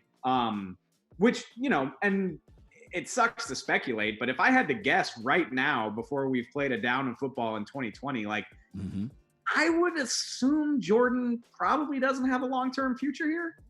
Unless he's just so freaking amazing that he doesn't give you a choice. But I can imagine the Cowboys saying, like, okay, like, you played for us in 2020, you did a good job, we appreciate it, but we have a different long-term vision than re-signing you. You know what I mean? So I don't know what his long-term future looks like, but if he's the best cornerback on the roster, I don't think Al Harris is going to be able to afford to sit him just because he doesn't fit the height requirement. No doubt. And speaking of that, we had a guy that was out there on the streets to a Chris Harris training camp that was right here in Dallas, and his name is Boss Cowboy. And he actually got a chance to speak to Chris Harris, and he said, hey, what happened? And he said that I'm not tall enough to be a Dallas Cowboys corner. I would like to play for the Dallas Cowboys, but I just wasn't tall enough. Damn, that's fascinating. And yeah, I mean, Al Harris he's 6'1". We talked to him about that draft weekend. Like, y'all said it yourself. He favors taller, longer cornerbacks with aggressive ball skills. And it sucks for Jordan that he doesn't fit the physical description because he definitely has the ball skills. So, but like I said, I'll be interested. So, I mean, again, take a look at, like, Anthony Brown and Trayvon Diggs are like the only 2 sure things, right? Because AB just re-signed, and Diggs was just a top 50 pick or 51st overall pick. Everybody else, Cheeto, 1-year deal. Jordan, 1-year deal. I believe Worley's a 1-year deal. Xavion, Kennedy, all those guys. Everybody. Everybody. I think I just look at it like, okay, we got Diggs and Robinson are here, and that's earmarked for the future. And everybody else, we're just going to try to, we'll get by the best way we can. Or if Diggs and Robinson are just simply that amazing as rookies, all the better, because then you can just kind of move toward the future without having to worry so much about it. Hey, Dave, what's your honest thoughts on Anthony Brown, Dan? I think Anthony Brown is an underrated player. Thank you. Honestly. Cornerback is an incredibly hard job because you know, if you lose 2% of the time, people are on your ass, right? Like people expect you to not give up any completions, and as pass happy as the NFL is, that's ridiculous. And the rules. Yeah, for sure. You know, he gets a little grabby. He definitely doesn't always win, but for being what he's been, which is the third cornerback on this team for most of the last 4 years, I think he's been great. I thought re-signing him, especially, you know, a relatively affordable deal, I loved it. You know, he's a 4-year starter. Not great ball skills, but he does get interceptions, or has in the past. I also I'm defensive of cornerbacks. Like I lead the charge on the Brandon Carr bandwagon. I remember that. I used to listen to y'all all the time. Like, going at it with Brandon Carr. I cannot stand how many people thought he was like this terrible player. He's not a terrible player. Not worth the contract he got Crawford paid. Stuff. Absolutely. I think Brandon Carr was better at his position than what Tyrone has offered since he got paid. And I like Tyrone a lot too, but I mean, he was always available. He was always there. I don't think he's missed a game in like 8 years. I think what happened with Brandon was that Detroit $10 million. That's what happened. No. It was the Detroit game, that Megatron game. You remember? You know, Megatron. That Megatron game. Yeah. Megatron and Odell. Those are the two things that everybody remembers when they think of Brandon Carr. Yeah, which sucks. And $10 million, because he didn't make me mad until he dropped. When he dropped to $5 million, Dave, I was like, "Oh, you cool?" But Brandon Carr don't bother me no more. When he was at 10, I was mad. And then he goes to the Ravens and get all those interceptions. We was like, "Hey, wait a minute." No, he was getting picks in Dallas his first 3 years. I was gonna say for Brandon Carr was reliably getting 3 picks a year under Rob Ryan. And then he went back to getting 3 picks a year when he went to Baltimore, and it does kind of makes you wonder about what the DBs were being coached over the last 5-6 years. And we plead the fifth. And we get on. Hold on, we get on Rashard all the time about this, but y'all, we weren't getting turnovers before Chris Rashard. So we had that 1 year. Brian, what was his name? McCann. What's his name? Brian. I remember that secondary. What? Oh, what? I mean, it was Joe Baker for a while. Yeah, Joe Baker. Joe Baker. Yeah. Rome Henderson. They were trying to give Byron Jones throwing tennis balls to him. It still didn't work. Oh, he can't catch. He even admits that. I mean, yeah, Byron says that himself. He just doesn't have great. Hey, Dave, I gotta get you. We're on the secondary here, so where I was going to go earlier was, give me your take on the safety position here, because you were talking about 1-year deals. I mean, that's all we got back there is 1-year deals. I mean, yeah, Darian Thompson is a 2-year deal, but I mean, that's really, you can get rid of him if you want. But we don't really have a lot of security back there, and that kind of leads towards our guy, the Prez. But we don't got to touch on him if you don't want to. We can. Let's talk about him, dog. I can talk about the Prez every dang time because I think he needs to be on this team. But speaking of the guys that are on the team, I kind of want to get your thoughts on Clinton Dix signing, because I liked it a lot. I know James was like, "You really like that signing?" Yes, I do. Yeah, you sure do. And then what do you think about Xavier? Because this is a prove-it year, and we heard him chirping last year about, "I hear you guys talking. Why are you going out after ET and all this other stuff?" And then he came out and had a right. It wasn't bad, but it wasn't great. But what's your thoughts here on the safety position? That's actually a great that right there sums up how I feel about safety. I'm just like, I mean, it's at this point it's almost comical that they just refuse to see it as a priority or a problem, I guess. I mean, they passed up on every safety in the draft last year. They have, I mean, it's so funny. Like, we're sitting here like, oh my God, they spent money on a safety. They gave Clinton Dix like $4 million. Yeah, $4 million for 1 year. Let's not get carried away and act like they went out and freaking signed Tyrann Mathieu to like this $80 million deal or like, they didn't spend that much money by NFL standards, but more his resume than anything. Yeah, for sure. I mean, I don't love the situation that they're in. I do. I mean, I give them a little bit of credit for going to get but I also, I don't know that is like this drastic upgrade. Like he had a Pro Bowl season in Green Bay, the year they beat the Cowboys in the playoffs. I mean, He's had success. He's proven he can get turnovers, by the way. You talk about not getting turnovers. Again, sorry, I'm pulling stuff up on my computer. No, you're right. Pull it all up. He got about, I think he has double-digit picks. I want to say he's got 14 career interceptions. Yeah. And a couple touchdowns, I think. Last year, I know for a fact he had a touchdown with the Bears. Excuse me. He's actually got 16 career interceptions. Wow. So, I mean, he's a cover guy. Well, so that's the thing is I'm not convinced I believe that. Really? I mean, not as like you shouldn't be sitting here like, oh, this guy's not giving up anything. I mean, no. At the end of the day, like Green Bay traded him, which you typically don't trade guys that you love. And then, he was, the rest of his season in Washington was not great. And then he was fine for Chicago. Like, I think he's better than Jeff Heath. Thank you. But that's what I really wanted to hear. You're saying, but not much. Are you saying, but not much? I was waiting for that. I don't think the position is drastically better right now than it was last year. I think HaHa is a name that people know because he was a first round pick and he's been to a Pro Bowl and his name's HaHa. People remember that. I'm not convinced that this is going to be something amazing. I do think he's a good player. But to get back to the, the long-term question, I think the Cowboys, for better or for worse, have decided this is a look at all the look at everything that was available this year, HaHa, Eric Reed, obviously, I believe is still sitting out there.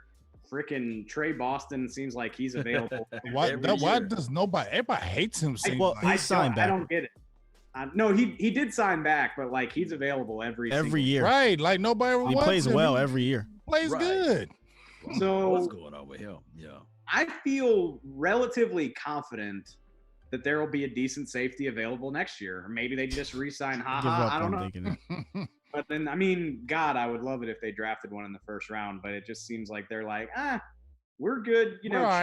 We're good churning free agency and maybe the later rounds of the draft. But I do think it's interesting.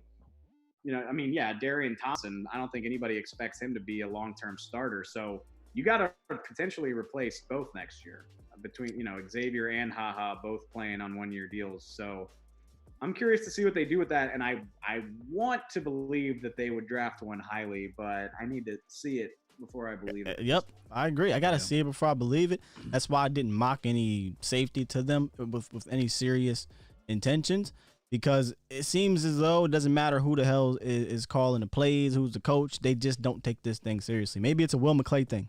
I don't know. Yeah, they're going to end up picking up Malik Hooker. Watch.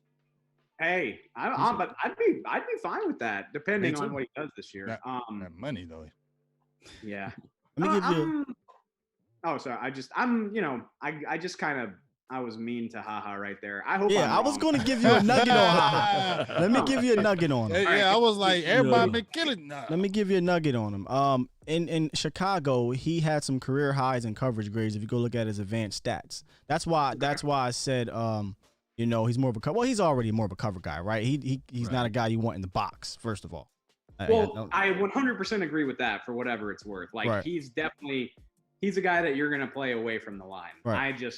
I'm not sold that he's like I'm not saying he's ET, but I really would much rather have him as a cover guy than Jeff. I'd rather have him as a cover guy than Xavier. And that leads me to my next question. We got two, in my opinion, free safety type guys. Is there this thinking here where they just are not, I don't care about a box guy. The league is turning, to a different league now. The best box guy or wild card guy for me, in my opinion, is the Prez, but they don't really seem to be that gung ho on giving up picks to go get them. But I think that man could do so much for you in the box, out the box. It don't matter what you do. But do they even want a box safety? Yeah, that designation has always kind of aggravated me. And I mean, like, I don't disagree with you, but like, ideally, you want guys that can do a little bit of everything, right? Like, I mean, obviously, Jamal Adams is a beast in the box, but he can also do freaking everything else, right? Like, I mean, it's not like if you take him out of the box, he's useless to you. Far from He it. gets labeled as a boxer and it bothers me. That bothers me for him particularly. I think box safety to me just means a guy that's good at tackling. And not all DBs are. Not all DBs are.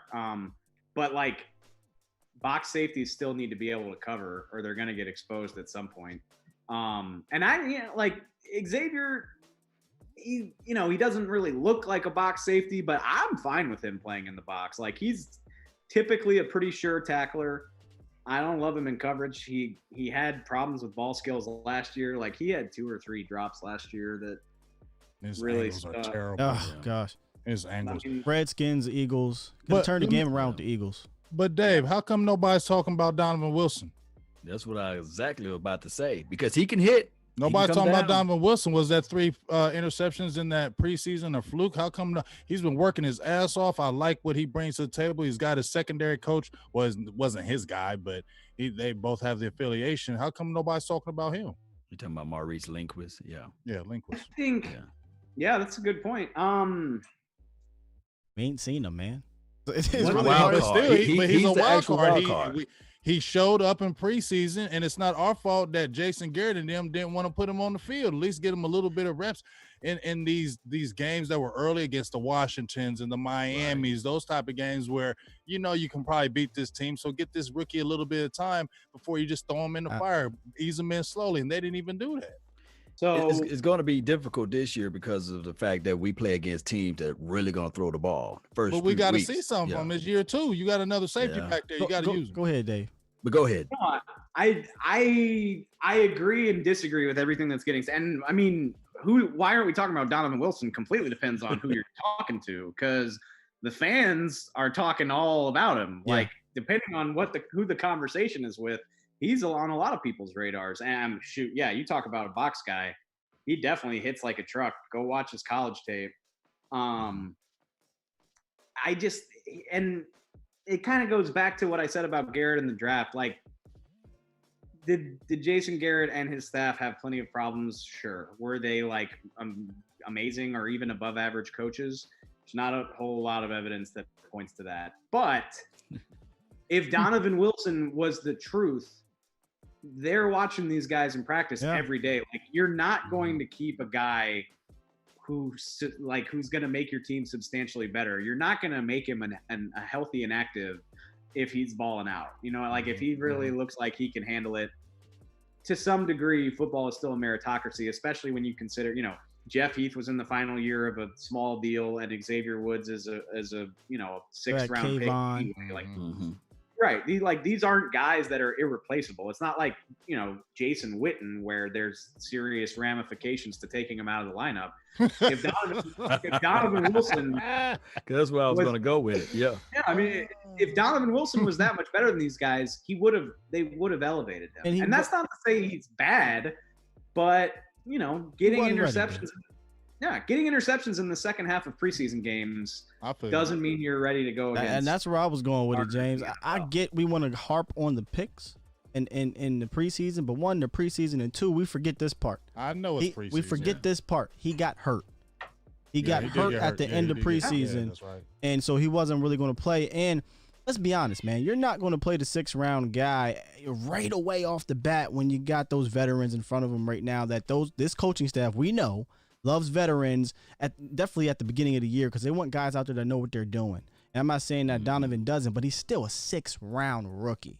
So. No, I mean, Xavier Woods was a 6th round rookie. He didn't start the first game. But he was playing a whole hell of a lot, though, bro. He wasn't. He was playing special. Well, actually, Xavier did most of his playing as a rookie, as a nickelback, if you remember that. Yeah. But he was playing a lot. That was desperation. That is a beautiful point that, for better or for worse, Garrett and his coaches, above all else, valued trust. Like, they just wanted to trust that you weren't going to make an ass out of yourself on the field. And I mean, that is why they love Jeff Heath so much. Like, was he limited? Absolutely. Did he know what he was supposed to do and they could count on him? For sure. So I just feel that Jeff Heath is still a better free safety than playing down in the box, just to me, Well, so he ain't there no more. Yeah, he ain't there no more. So he ain't no more.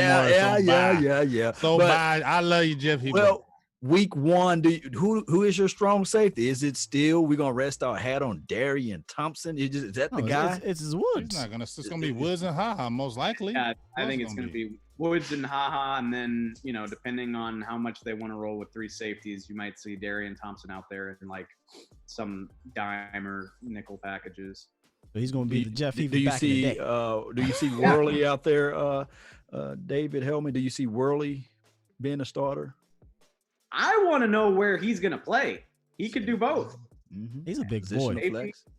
They moved him to Oakland, moved him to safety more as like a desperation thing because they had so many injuries last year. So I would imagine he's going to play cornerback. And again, like, is Worley? Worley is probably not their preference for the long term. But if he's good enough to nab one of those, that these rookies are really going to be able to just come right in here and beat out these veterans, because you still need reps, and if we're gonna cut down on preseason games, we're gonna cut down on training camp. You can't realistically think that your rookies are going to beat these guys out, or not even just beat them. Can you trust them, right?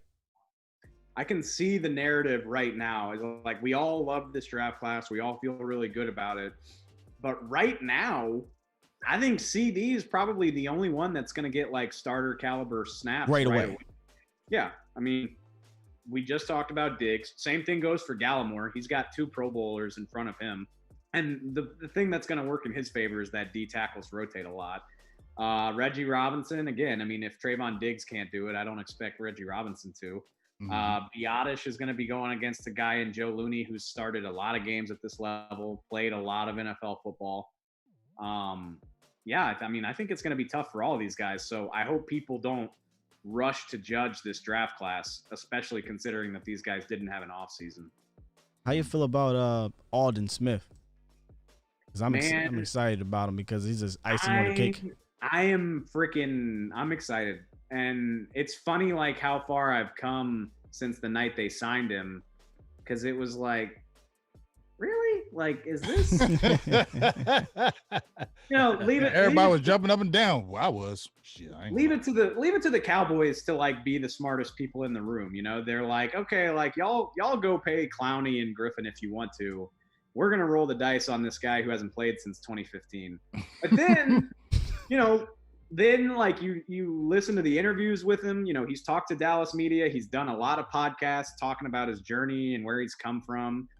You hear about the fact that he's like freaking 280 of like pure muscle, and Jay Glazer's got him like going against boxers at his gym and all this crazy stuff. And then on top of all that, they're only paying him like $1 million, which is, pennies by NFL standards. So even if it doesn't work out, who cares? At like best case scenario, he's the Alden Smith that we remember from back in the day, and he's like wreaking havoc. Worst case scenario, you took a gamble on a guy with a cool story and it didn't work out, and it doesn't really matter that much. So it's so little risk and such high reward. I'm really excited to see how it turns out. I'm excited because his issue was not physical. It was mental. And a lot of people like to say, oh, well, look at him in Oakland. Well, go look at some of his reps in Oakland. He had some reps where he made some Pro Bowl tackles look silly. Okay, and that was when he probably was at the lowest of lows in his life. And from all the interviews I saw of him now and the things I've read about him now, and Jay Glazer, what he said about him, if he is right in his mind, dude, if we just get 70% of Alden Smith, whew, boy, oh my goodness. It's really exciting to think what, it's not fair to expect him to be the 19 sack guy from 2012, but if he's fully healthy and fully invested, teaming him up with the other guys on that line, not just Tank, but, Gerald McCoy's been good for 6 sacks a year since like 2011. Like, he's just a machine. It's really exciting to think what they could do. And we'll see how it all pans out, but everything I've heard from Alden Smith, like every time he's had an opportunity to talk, he sounds like a guy that has like grown and matured a lot. Like, he's not just saying the right things to get himself on a football field. It really seems like he's kind of transformed who he is. So, I'm typically a pretty cynical person, but I have a lot of optimism that he really turned over a new leaf. You can't lose with this. Hey, you really, like I said, I mean, if they cut him on the third day of training camp, what did they lose? You know, Nothing. like $700,000, which like that's Right. They probably pay that to keep the lights on at the stadium anyway. That's good stuff. Hey, I got one last thing from me, big dog, and you know what it is. It's Mr. Dec Prescott. We went the whole conversation. 2 hours. We did Almost. 45 minutes. We've been doing a real good job lately. We've been waiting to the very end to bring him up. But guess what? He's here. That's okay. My question is I just feel like there's a lot of people that are, when we talk to Brian, there's a lot of people are saying, well, I don't know if what's going to happen. Like, is he going to sign? We think it's going to happen because we've seen Dallas cave, but I'm telling you, this is a tough situation in my opinion now, because it's getting a little bit more worrisome to me now than before. When you say, like, what makes it worrisome for you? I think what makes it worrisome for me, I don't know, probably because it's so damn close, Dave. Let me just keep it real. So damn close. Stop playing with me, Dallas, and sign this man. That's why it's too close, Dave. Talk to me. Deadline make deals, though. Go ahead. So, I gotta take. Go ahead. The point I was trying to make is, like, I'm not worried about it because Dak's gonna play quarterback for the Cowboys in 2020. Like that's gonna happen. So if it's not on a long-term deal, I think that's a dumb move by Dallas. But it ain't, we're not heading for a holdout. That's the thing is, like, I keep, like, trying to beat that into people is, like, the dude's not gonna hold out. Because if the deadline comes, NFL rules say you can't negotiate anymore once that deadline hits. So you mean to tell me Dak is gonna miss paychecks for nothing? Like, he can't do it to hold out for a new deal like Zeke tried to do. Like, that doesn't work. Right. Dallas could offer him a contract that fills his wildest dreams on September 1st, and he wouldn't be able to sign it because it's against league rules. And he's also, I don't think he's dumb enough to sit out of training camp because, again, he can't get a new deal. Well, not only that, but, like, he's only hurting himself because if you don't practice, then you're going to play like crap, and then you're not going to be worth as much money as you would be. So if he doesn't get a new deal, he basically has no leverage other than to play and try to improve his worth next offseason. So, again, like I say, I'm not worried about it because I know he's going to be the quarterback. But do I think the Cowboys would be smart to get this thing out of the way? Absolutely. Yeah. Freaking completely. I don't know what they're trying to do. I'm coming around. Go ahead. No. Go ahead. I'm just coming around to the point where I think Dak is, I don't want to say happy to play on the tag, but he's comfortable with it. I do think whatever conversation he had with Kirk Cousins, I think might have got to him in a positive way, in the sense of, listen, man, if y'all really want me to go out here in 2020 after what I just did last year under Jason Garrett, with Jason Witten as my tight end and Randall Cobb as my third wide receiver, which is no offense to Randall, but y'all want me to go out in 2020 with CD Lamb, Mike McCarthy, Kellen Moore under Mike McCarthy, and a guy like Blake Jarwin, and then Tony Pollard, who might get used. Y'all want me to come out here and play with this team under the tag? If y'all think 35, 36, 37 is too much now, wait till next year. Wait till next Try year. me. Oh, wow.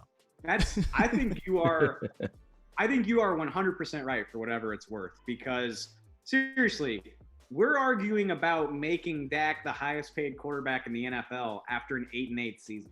Like, they weren't that good last year. Do we think that they're going to conceivably get much worse? No. Like, we can't sit here in June and say that they're going to make the playoffs or win the Super Bowl. But do we think they're going to be substantially worse than 8-8? No. Maybe, like, if somebody gets hurt and something terrible happens, like, maybe they only win 5-6 games, but I doubt it. Like, this is a team that's going to win somewhere between 7 and 12 games, if I had to guess. My point being, Dak's value is not going to go down. It's only going to go up no matter what. Even if they don't make the playoffs, his value is only going to go up. And throw in Mahomes and Watson and how much money they're going to get. I think you're absolutely right. I think Dak's sitting here saying, like, okay, I'll take your 31 million, and then we'll be right back in this spot next year, and I'll be asking for even more. And he's a tank, and he'll silence. I mean, he still has doubters, but he'll silence them even more if he goes out there and throws for 4,500 yards, 35 touchdowns, 9 or 10 picks, and 6 rushing touchdowns. He'll shut them all the hell up. Yeah, well, now you got to shut them all up. He won't shut them all up. He'll shut them all up. I was gonna say, here's the thing: like he could do all of that. Yeah. Let's say let's say they go 9-7 and like miss out on a wild card spot. I told you he sucked. Exactly. But will his value go down in that scenario? No, it will not. Other teams will be looking like, It's so weird to me, and I wonder if the Cowboys are hesitant because of COVID and the effect that might have on the salary cap. Playing a season without fans or with less fans, maybe that decreases the salary cap or decreases the amount that they're willing to spend. And look, I get it. Like, you want to have principles and not completely cave, but this man is only going to get more expensive. Like, I cannot conceive of a scenario unless he gets hurt, which, knock on wood, you never want injuries. Yeah, let's bang on that shit. Let's bang on that. And unless he gets seriously hurt, I can't imagine a scenario where he's worth less next year. So I think they would. Yeah, that's the reason why if I'm Dec Prescott, I would not play on that $31 million franchise tag. What do you mean? What do you mean you wouldn't play on the? Why would you not play on the tag? Well, week 5, he get his shoulder snapped in half. Then what you got? Law. If he sits out, he's not making any money. They're gonna cave. I'm saying if they don't cave, they caved on D-Law. They gonna cave. Jerry Wayne Jones is gonna cave. If he don't cave, you gotta sign that damn tag and not sit out though. You don't get paid no money and you're getting fines. Not only that, but Le'Veon Bell can get away with that. But you're the quarterback. You're the quarterback. You're the face of the franchise. You think somebody's going to want to give you a huge contract if you just quit on your organization? Right. Right. That I can't decide how I feel. Like, I think either the Cowboys are going to cave and pay him at 2 p.m. on July 15th, or he's going to play on the tag. And deadlines have made deals with the Cowboys. Literally, unless a player is willing to take laughably less, it usually goes to the last minute. Lyle Collins and Jalen Smith signed for a surprisingly low amount of money given their talent level, right? And then everything else. Tank went up to the surgery deadline. Zeke went up to the deadline of the season. Dez went right up to the franchise tag deadline. The only guys who didn't really do that were Travis Frederick and Zach Martin.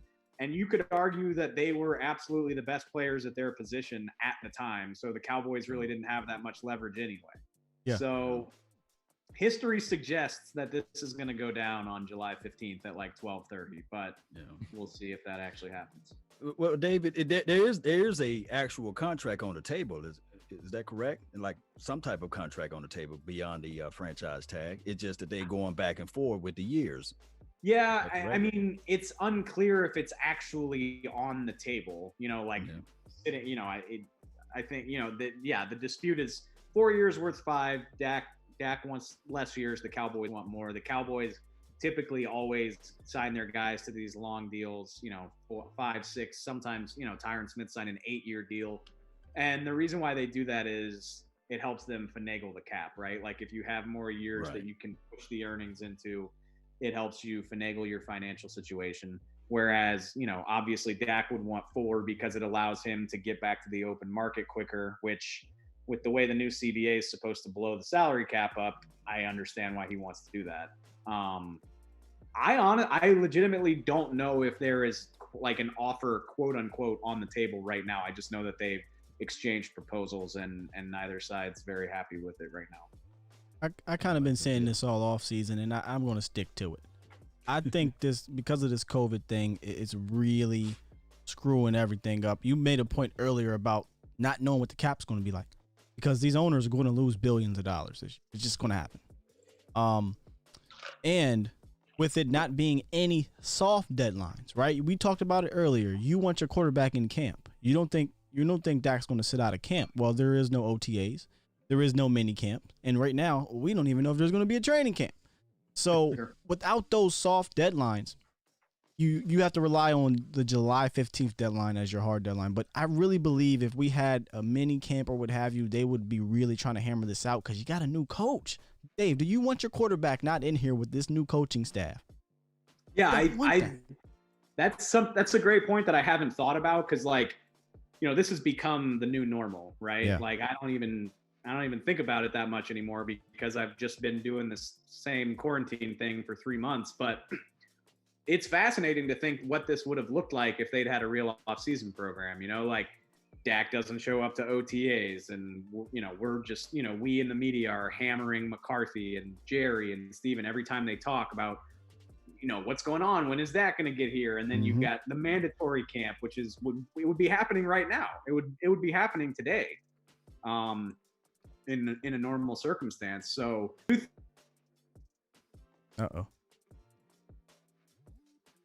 this thing is with McCarthy, you better sign me. Whereas, you know, COVID kind of killed that whole thing because now everybody, you know, Dak can look at his iPad just like everybody else. It doesn't really matter.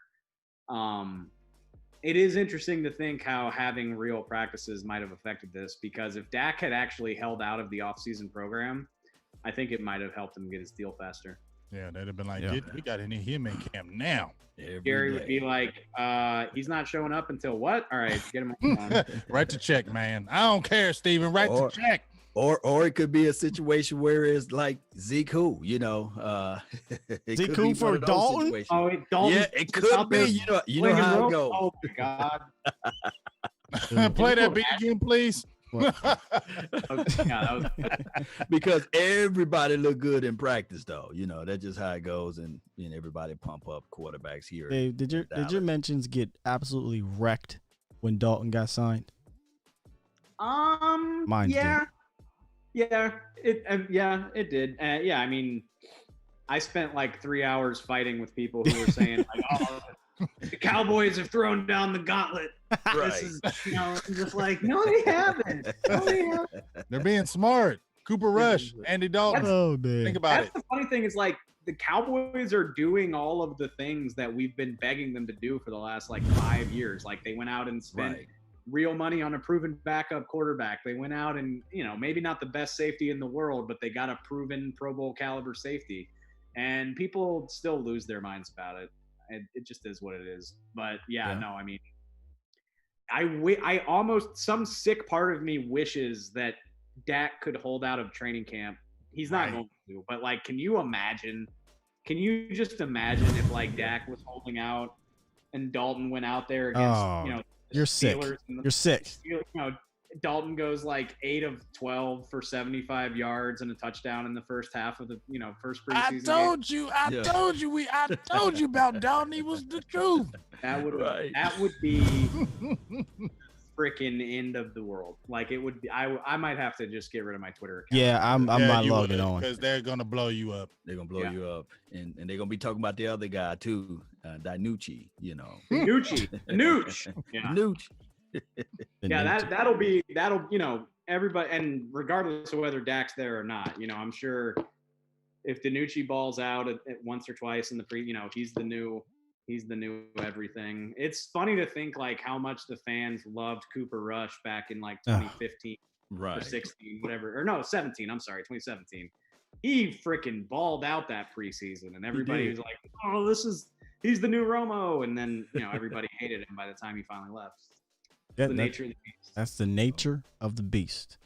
Hey man, y'all got some few more questions for him here. I'm just trying to look in the chat here before we let you go. I'm good to go. I this appreciate you coming in here. Appreciate you coming in. I'm quarantined in my apartment, so I got nowhere to be. Oh, cool. There you go. See, I like that. See, we try to be nice. Like, yeah, you know, we ain't got no more. I ain't got nowhere to go. Okay, well, here's 7 more questions. We got 7 more. We just wanted to see where your brain was at. Hey, let me ask you this, because it's been on my mind, man. Who coined that name, Tiny Jim? Do you go by that name? Do people hit you up with that name? It's funny, how you get like, that name? It's that, like, that's how I know like who the OGs are. Yeah. Like the people who Tiny Jim. Day one, because like it kind of faded away. Like the only people that call me that are people that have been following me since I started. So do y'all remember Rowan Kavner? No, I don't. Was he a producer? No, he was a writer. So Rowan wrote for us from like 2012 to 2014. He left during the middle of the 2014 season to go cover the NBA. So I mean, long time ago, but actually he's a dear friend of mine who actually helped me get the job. So I owe him forever.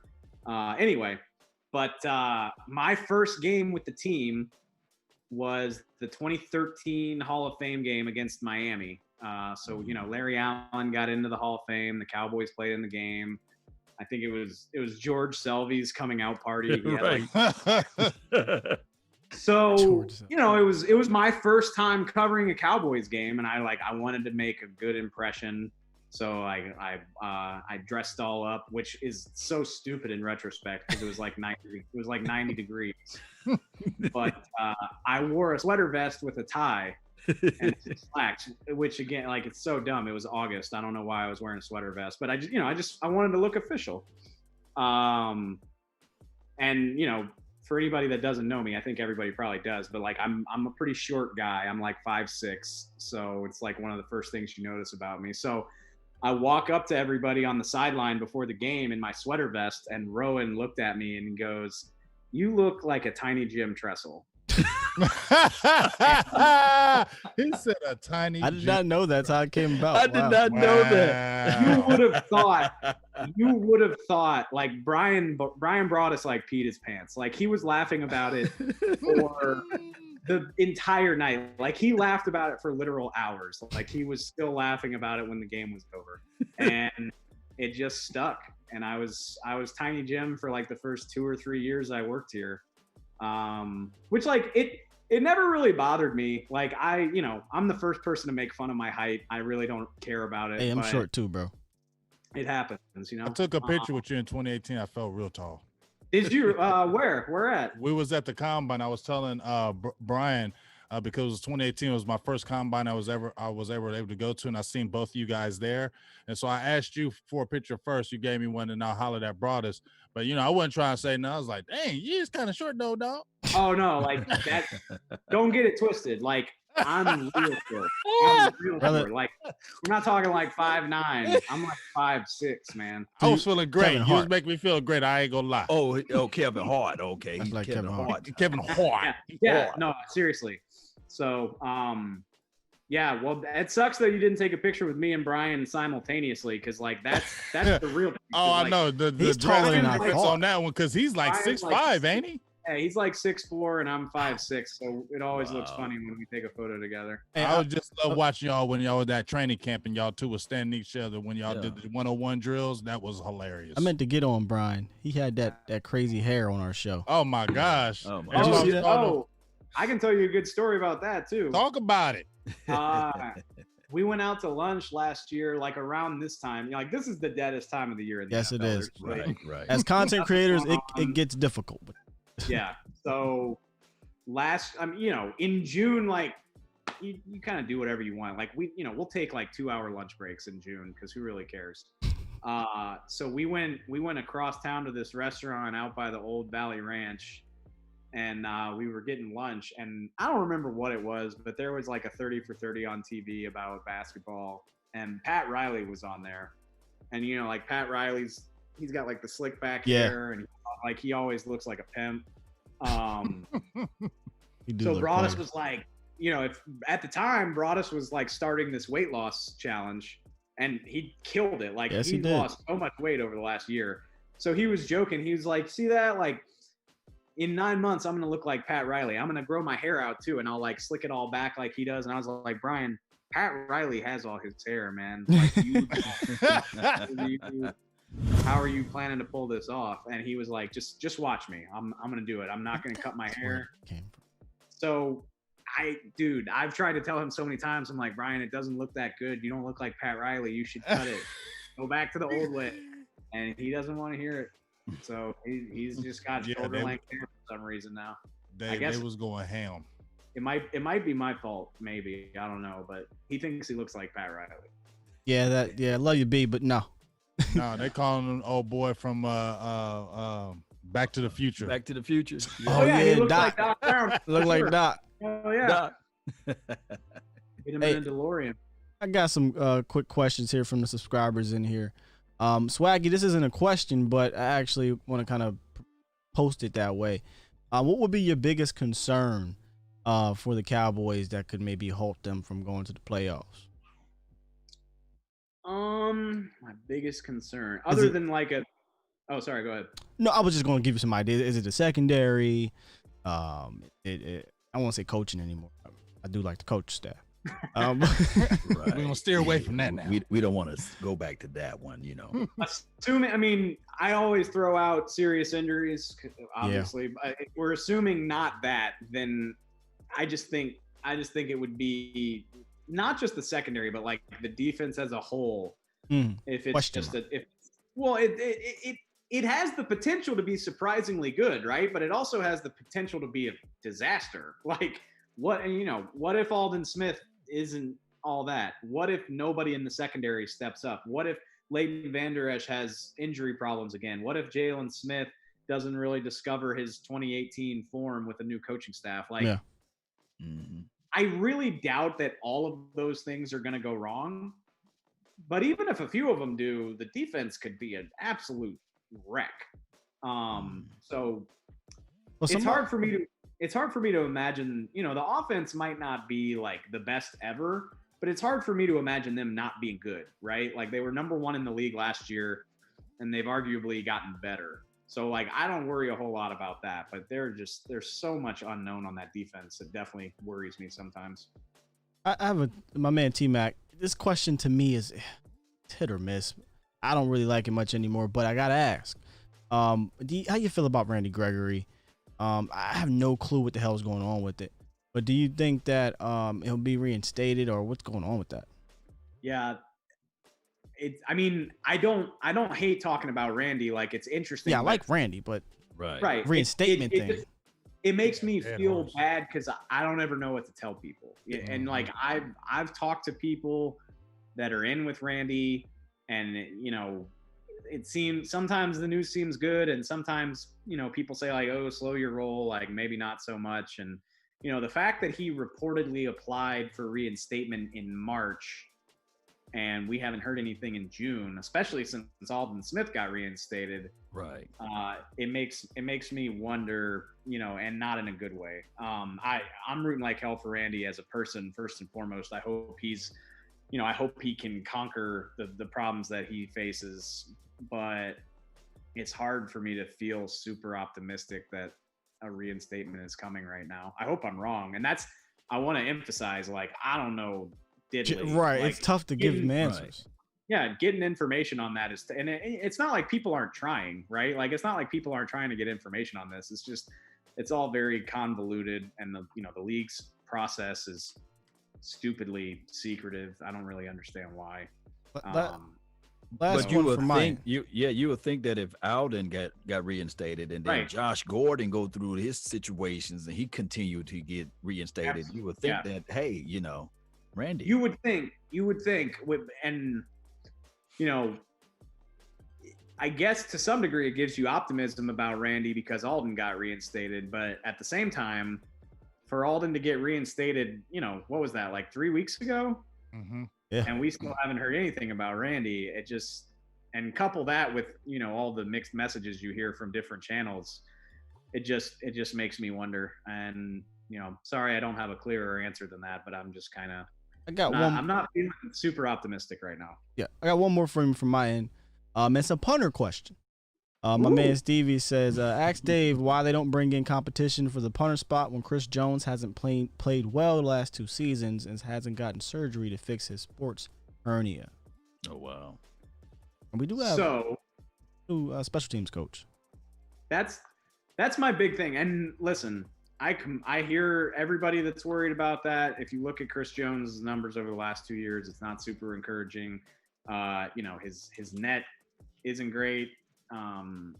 His touchbacks have been down. At the same time, any optimism that I have in the special teams, I just put it all in John Fossil. Yeah, right? Like, Bones. He's such a highly regarded coach. The Rams special teams were so good. And, not to throw too much dirt on the former coaching staff, but a big part of the Cowboys' problems was their return teams too. Like they couldn't get their stuff together. So between Chris rediscovering, his old ability, if you also have a coach that can coach guys to get down the field, close down the lanes, and tackle, it can go a long way as well. On top of that, we all know John Fossil freaking loves fakes. We also know Chris Jones is way more athletic than your average punter and can come in handy in that regard. So I would imagine a guy with as many skins on the wall as John Fossil probably came in and assessed the situation and said, oh yeah, like I can work with Chris Jones. I'm not worried about Chris Jones. Otherwise they would have done something because they paid $7 million to a kicker at his suggestion. Right. At Fossil's suggestion, because Greg Zuerlein is his guy. So obviously he got on the table to get him here. So if he's got enough clout to get them to spend $7.5 million on a kicker, I think they probably would have brought in a punter if he wanted them to. Marquette King. I keep forgetting we have Zuerlein, dog. I loved Zuerlein from a distance over his career. And when he became available, I was like, yeah, let's get him. But I didn't think about it because we signed the other cat, Cobra Kai. Horvath. But it's interesting they signed two kickers there. I'm not sitting here saying Chris Jones is definitely gonna rediscover his form, but I trust that John Fossil knows what he's doing, and John Fossil seems to be okay with Chris Jones, so that gives me optimism. Hey Dave, so we're talking about Fossil, we're talking about coaches. What is maybe one coach or like that's really standing out to you that you're really excited to put in some work on the staff now that wasn't there prior? Like an Al Harris or even talking about Tom Sula. Is there any coach that's been brought to the staff you're like, yeah, I really want to see what he's really going to do with this particular position and how he's really going to work it? I think those are both really good answers for whatever it's worth. It sucks because of COVID. I work at the Star, so like in my regular life, like I run into these guys in the cafeteria all the time. Like you get to know them, you bump into them in the hallway or getting lunch or whatever. It sucks because I haven't had a lot of opportunity to do that because I haven't been at work since mid-March.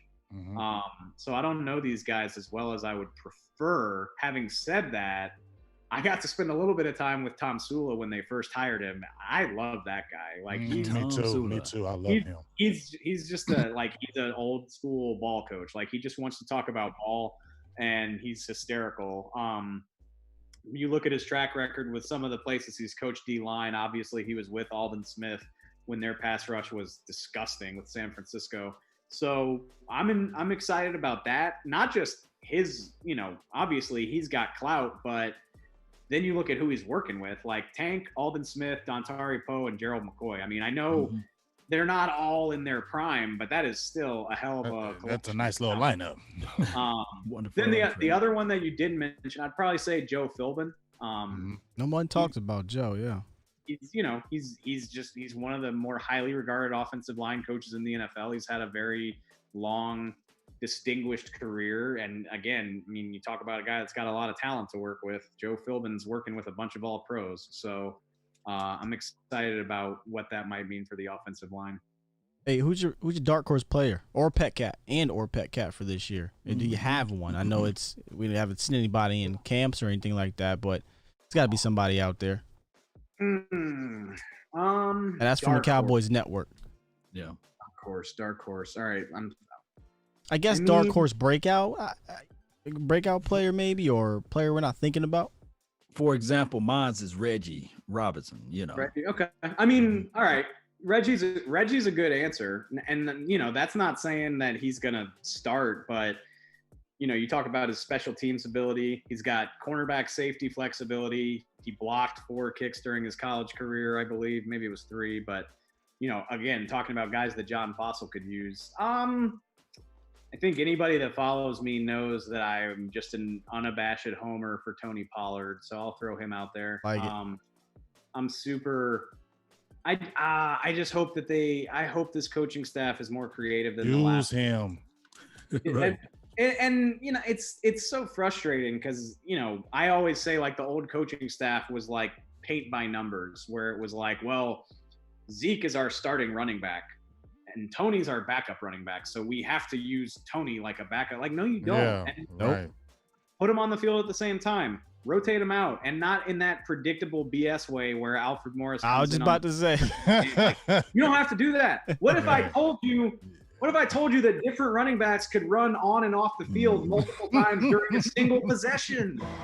What if I told you that like the Saints started the drive with Alvin Kamara and subbed in Latavius Murray? What if I told you the Ravens have like 6 running backs that they interchange all of the freaking time? Like, Right. It's okay. I keep going. It's okay. And then throw in the fact that Tony can do some stuff in the slot. You gotta be able to find like 10 touches a game for that guy. And sometimes last year he didn't even get 10 snaps. So I really, really hope that this coaching staff finds a way to fix that because he's a ball. So Cowboy Marty wants me to ask you this Goonies question here. I have no clue what he talking about, but he says ask him what they did with Copperport's money. I'm guessing this is because of my bandana. He look like he do look like the dude on the Goonies. The kid on the Goonies with the bandana. In all honesty, I know it's like a really famous movie. I don't think I've ever seen the Goonies all the way through. Oh man, you better watch that all the way through. That's it's been a while. That's why it didn't register to me. But oh yeah, I'm looking at this dude's photo on Google right now. Yeah, I have long, thick hair, and it would be down in my face if I wasn't doing something with it. I guess I could put on a hat, but I've got so much hair that hats don't really fit that well. They like that question apparently here in the I chat. need to get to a damn barbershop. I'm well aware. Good stuff, Marty. Good stuff. It's all good though. There's a lot of questions here, but I don't want to. Like I said, I don't know how long you got, but I'll give me some quick answers on them real quick. All right. What do you think about Luke Gifford? Does it take the next step? T-Mac asked that question. I'm excited about Luke Gifford. What does next step mean? Do I expect him to start? Not really, but that's a hell of a talented crew to break into. Between Jalen, Leighton, and Sean Lee coming back, Joe Thomas is still there. I expect Luke Gifford to improve, and hopefully he doesn't get hurt this time. And I would bet that he makes the team. But I'd be surprised if he was like a regular special teams guy right now. Yeah, special teams and maybe a handful of snaps. I'd be surprised if he played a big role on defense. Cowboy Mike asks, do you think we sign any other free agents like Everson Griffin? No, I do not. I don't see it. They have the money to do it right now, but they're not interested. Again, I mean, we talked about, little risk, high reward with Aldon Smith. Like they see themselves getting that without spending the money on an Everson Griffin or a Clowney for that matter. So, I get that it's frustrating, but no, I don't expect that to happen. And last one for me, if y'all got someone from y'all chat, go ahead and ask them. Kellen Moore. What are your thoughts on Kellen Moore going in here with Mike McCarthy? I'm very excited for Kellen to spread his wings under Mike, because I am under the belief, call me crazy, that he was shackled with Jason Garrett. Maybe not necessarily play calling, because he's calling the plays, but you have an unimaginative playbook, an unimaginative coach, and a conservative type of guy. And I don't mean conservative, he went for it on 4th and whatever on his 19. That's just desperation. I just mean in the creativity of his playbook. What do you think about Kellen under this new guy? I think you're absolutely right. And yeah, I mean, Kellen called the plays. Kellen had a decent amount of autonomy, but like you just look at, some of the overall trends on the offense, and like, they were running the ball between 60 and 75% of the time on first down. It seemed like they forgot what play action was after the first 2-3 weeks of the season. Hopefully that gets better. The thing for me, and it sucks that we can't see practice right now, because I think it would be a little bit of a tell, because, let's not act like Mike McCarthy's like a defensive coach who's just going to let Kellen Moore do his thing. Like Mike McCarthy is an offensive guru. That's his whole reputation. He's a West Coast guy. He's, coached quarterbacks his whole career. He helped develop Aaron Rodgers. Like, he's going to have a pretty big say-so. And he talked a lot of game when he got hired about like, we're going to adjust to what Kellen did. Like I'm going to adopt his language and do this and do that. But also Mike McCarthy said at his introductory press conference, he was like, "Well, yeah, I said I watched all the games because I wanted the job." Like Mike McCarthy could say a lot of things. That was his best answer. I love it. Right. Yeah, but Mike McCarthy is smart enough to know that the Jones family is smitten with Kellen Moore, absolutely smitten. So he's going to say whatever he needs to say to make sure he gets right. And then he can do whatever he wants once he's the head coach. So what is this actually going to look like? Like, is Mike McCarthy really going to give Kellen Moore a ton of autonomy, or is Mike McCarthy going to run the show with Kellen Moore as kind of the figurehead OC? And it's hard to know the answer right now. And that's why I would love to be watching practice to see some of these tendencies, what they're working on, what they're doing. I don't think that's going to be something we're going to be able to answer until we've seen him play a few games, to be honest with you. But I think it'll be fascinating to see the reality of McCarthy working with Kellen, as opposed to, whatever you say in January, which doesn't count for anything. Yeah. True. I got a quick question from somebody in my chat right here. We Them Boys ask, who do you think is going to be the starting 5 O-linemen this season? Again, I hope people don't think I'm boring, but especially in an off season where you didn't have an off season. You just had some Zoom meetings. Speak the truth. I think it's going to be I think it's the obvious. I think it'll be Tyron Smith, Connor Williams, Joe Looney, Zach Martin, and Lyle Collins. And maybe Connor McGovern is good enough to beat Connor Williams for the left guard job, but I've never seen Connor McGovern play NFL football. He barely had an offseason last year. He hurt his pec in early. He hurt his pec in OTAs and really didn't have a training camp. So, I'm not talking about seeing him in a game. I've never even seen him take a rep of practice. Right. So to bet on him against Connor Williams, who, he's not the best guard in the league, but he's started several seasons in the NFL.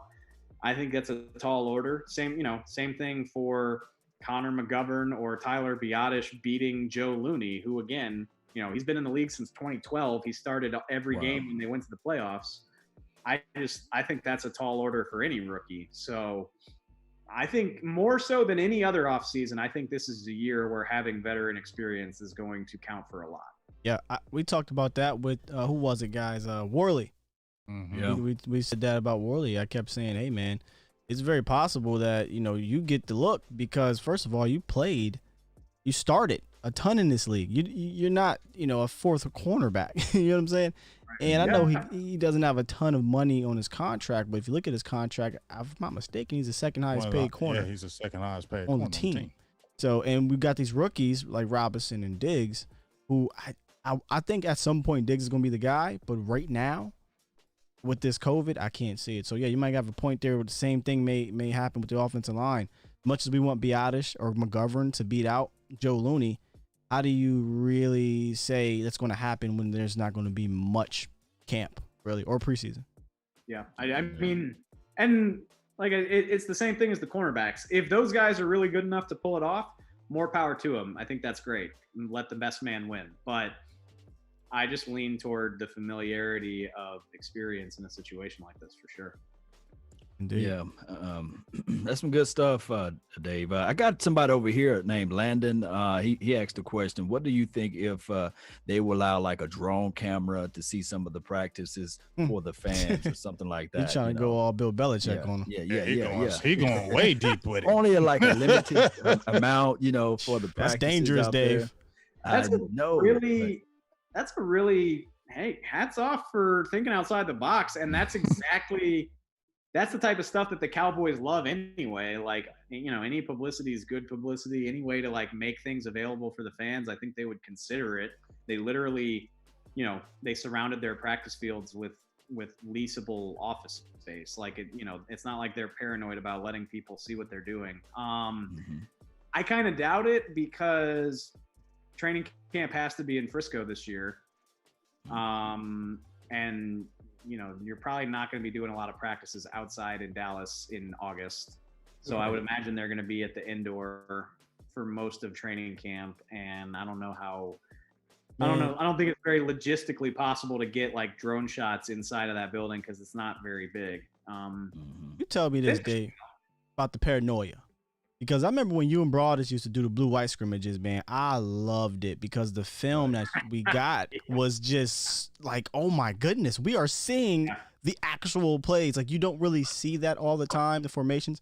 And then it did out of nowhere.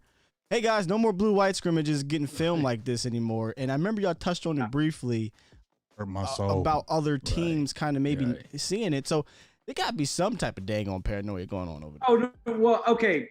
It's very interesting, and it's a line that we who work for the Cowboys have to walk all the time, which is there's two different agendas, right? Like the organization has no paranoia. They want the fans to have the best experience. They want to be cutting edge and do this and do that.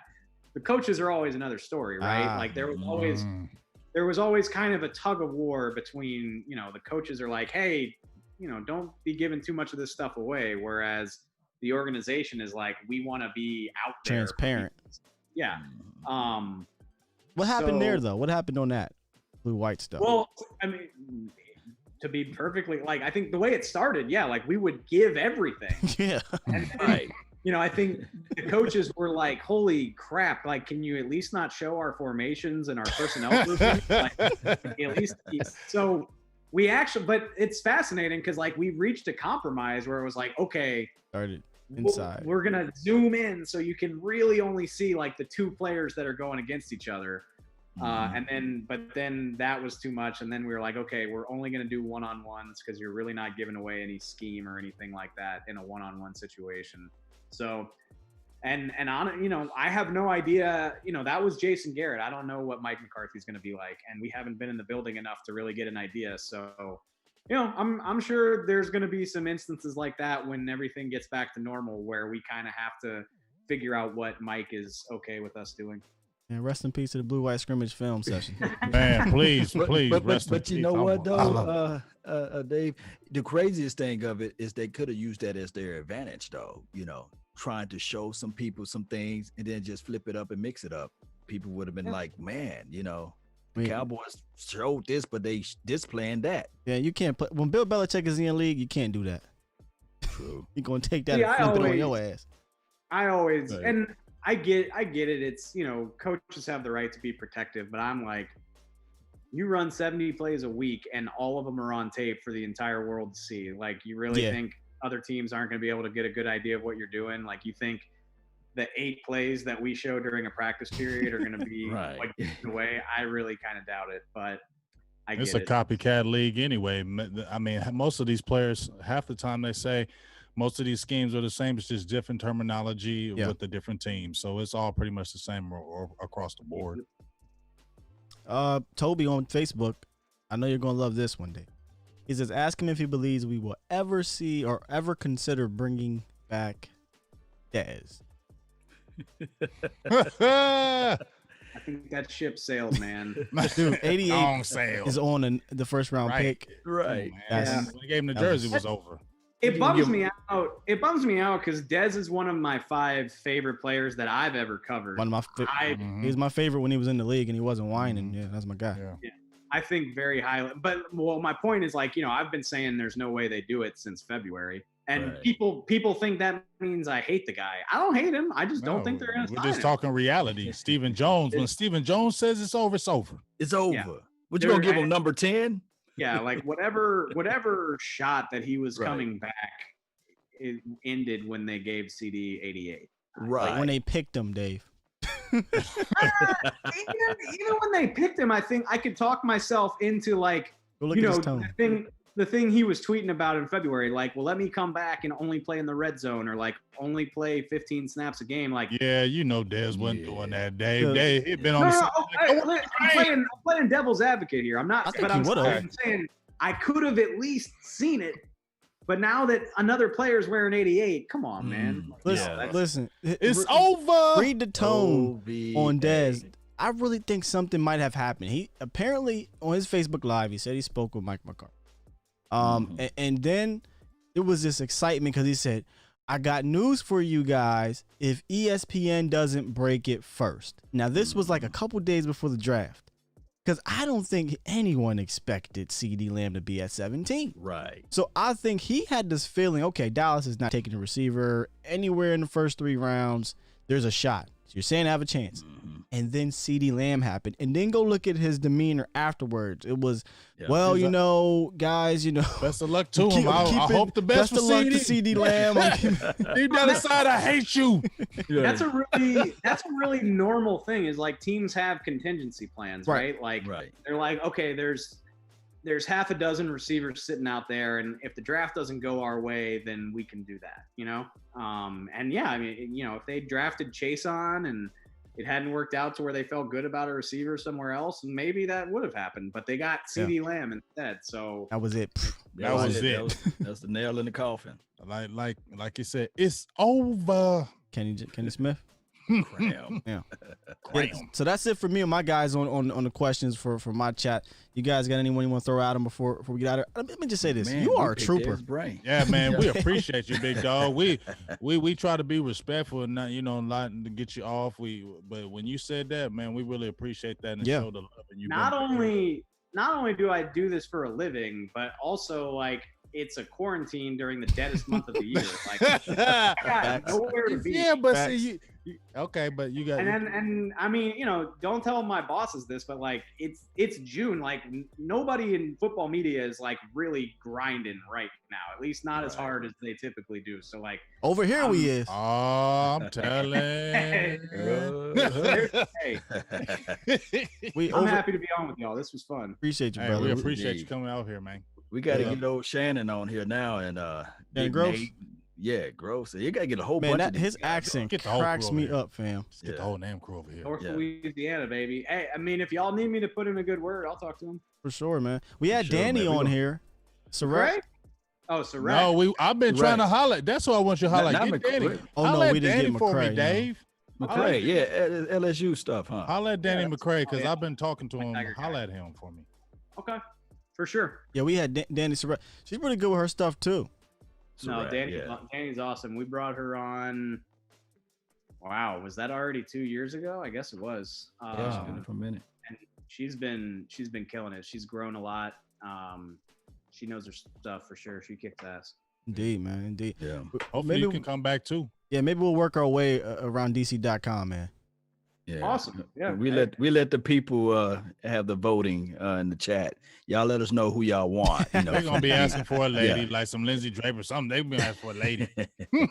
Lindsay's out of the game, unfortunately. Lindsay out of it. You know who I would love to have on here and just sit back and not say a damn word, just let him talk. Is Nate Newton. Big Nate.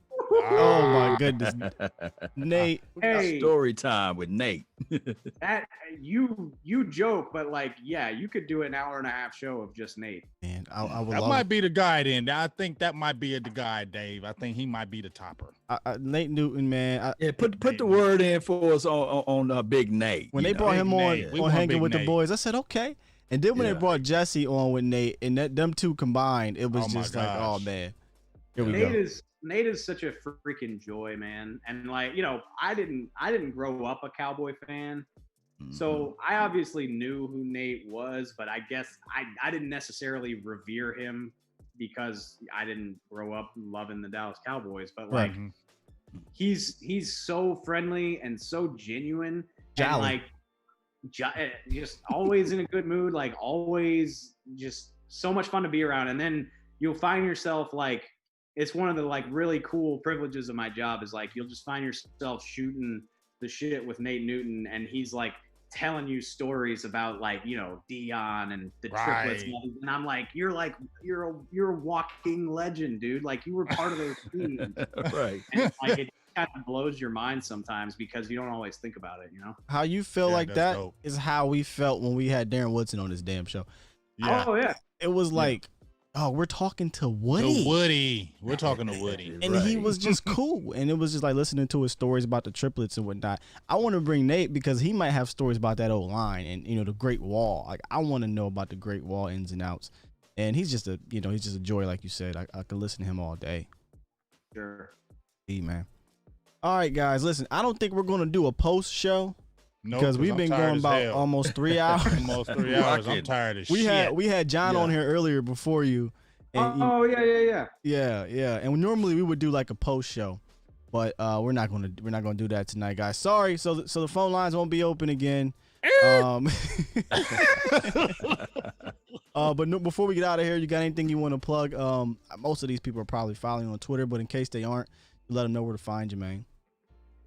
Yeah, you can find me at Helman DC, Helman DC, like Dallas Cowboys. I'm on Twitter way too much. I'm always there. Be going ham on that Twitter, Dave. If you Defender of the Star, come find me on there, and I will probably chat back with you. Yeah, that's where I'm at. And DallasCowboys.com, obviously.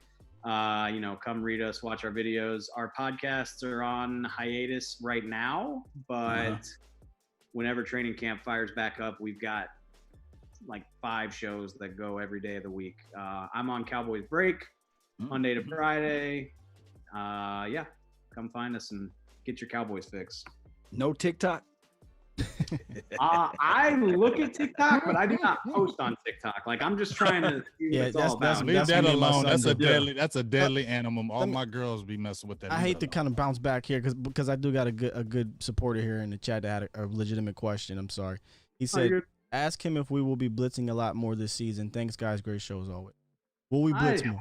I really hope so, man. Again, I mean, it's hard to say without seeing it, but no one has done that before. And then you think about the fact that you have, the guys that can do it. I think, you've got plenty of DBs that have experience doing it. And then obviously, I mean, Jalen Smith is the big one. Jalen Smith needs to have a role as a pass rusher. He just does. Like, he's too athletic and too disruptive moving toward the line of scrimmage to not have that be part of his game. So I don't know what it's going to look like, but yes, I think they're going to blitz a lot more than Rod did, which was never anyway. Yeah, so it's not like it's a high bar to meet. All right, that's it for me. Right, I promise you, I'm gonna get you with a sneak question. You're good. You're good. I promise. All right, man. If I don't hit this button right here, we won't get out of here. So I'm going to play the outro music. All right. Good talking to y'all, man. For sure, man. Appreciate you stopping by, Dave. Appreciate you guys joining us tonight. Make sure you rock with us tomorrow and the rest of the week. We'll probably most likely be on here doing all kinds of shows. Let me get you on this one. Here we go. Doing all kinds of shows. I will be in here on my channel, State of the Union, Defensive Ends, and keep rocking with us. Final words. Love y'all. Peace. Yeah.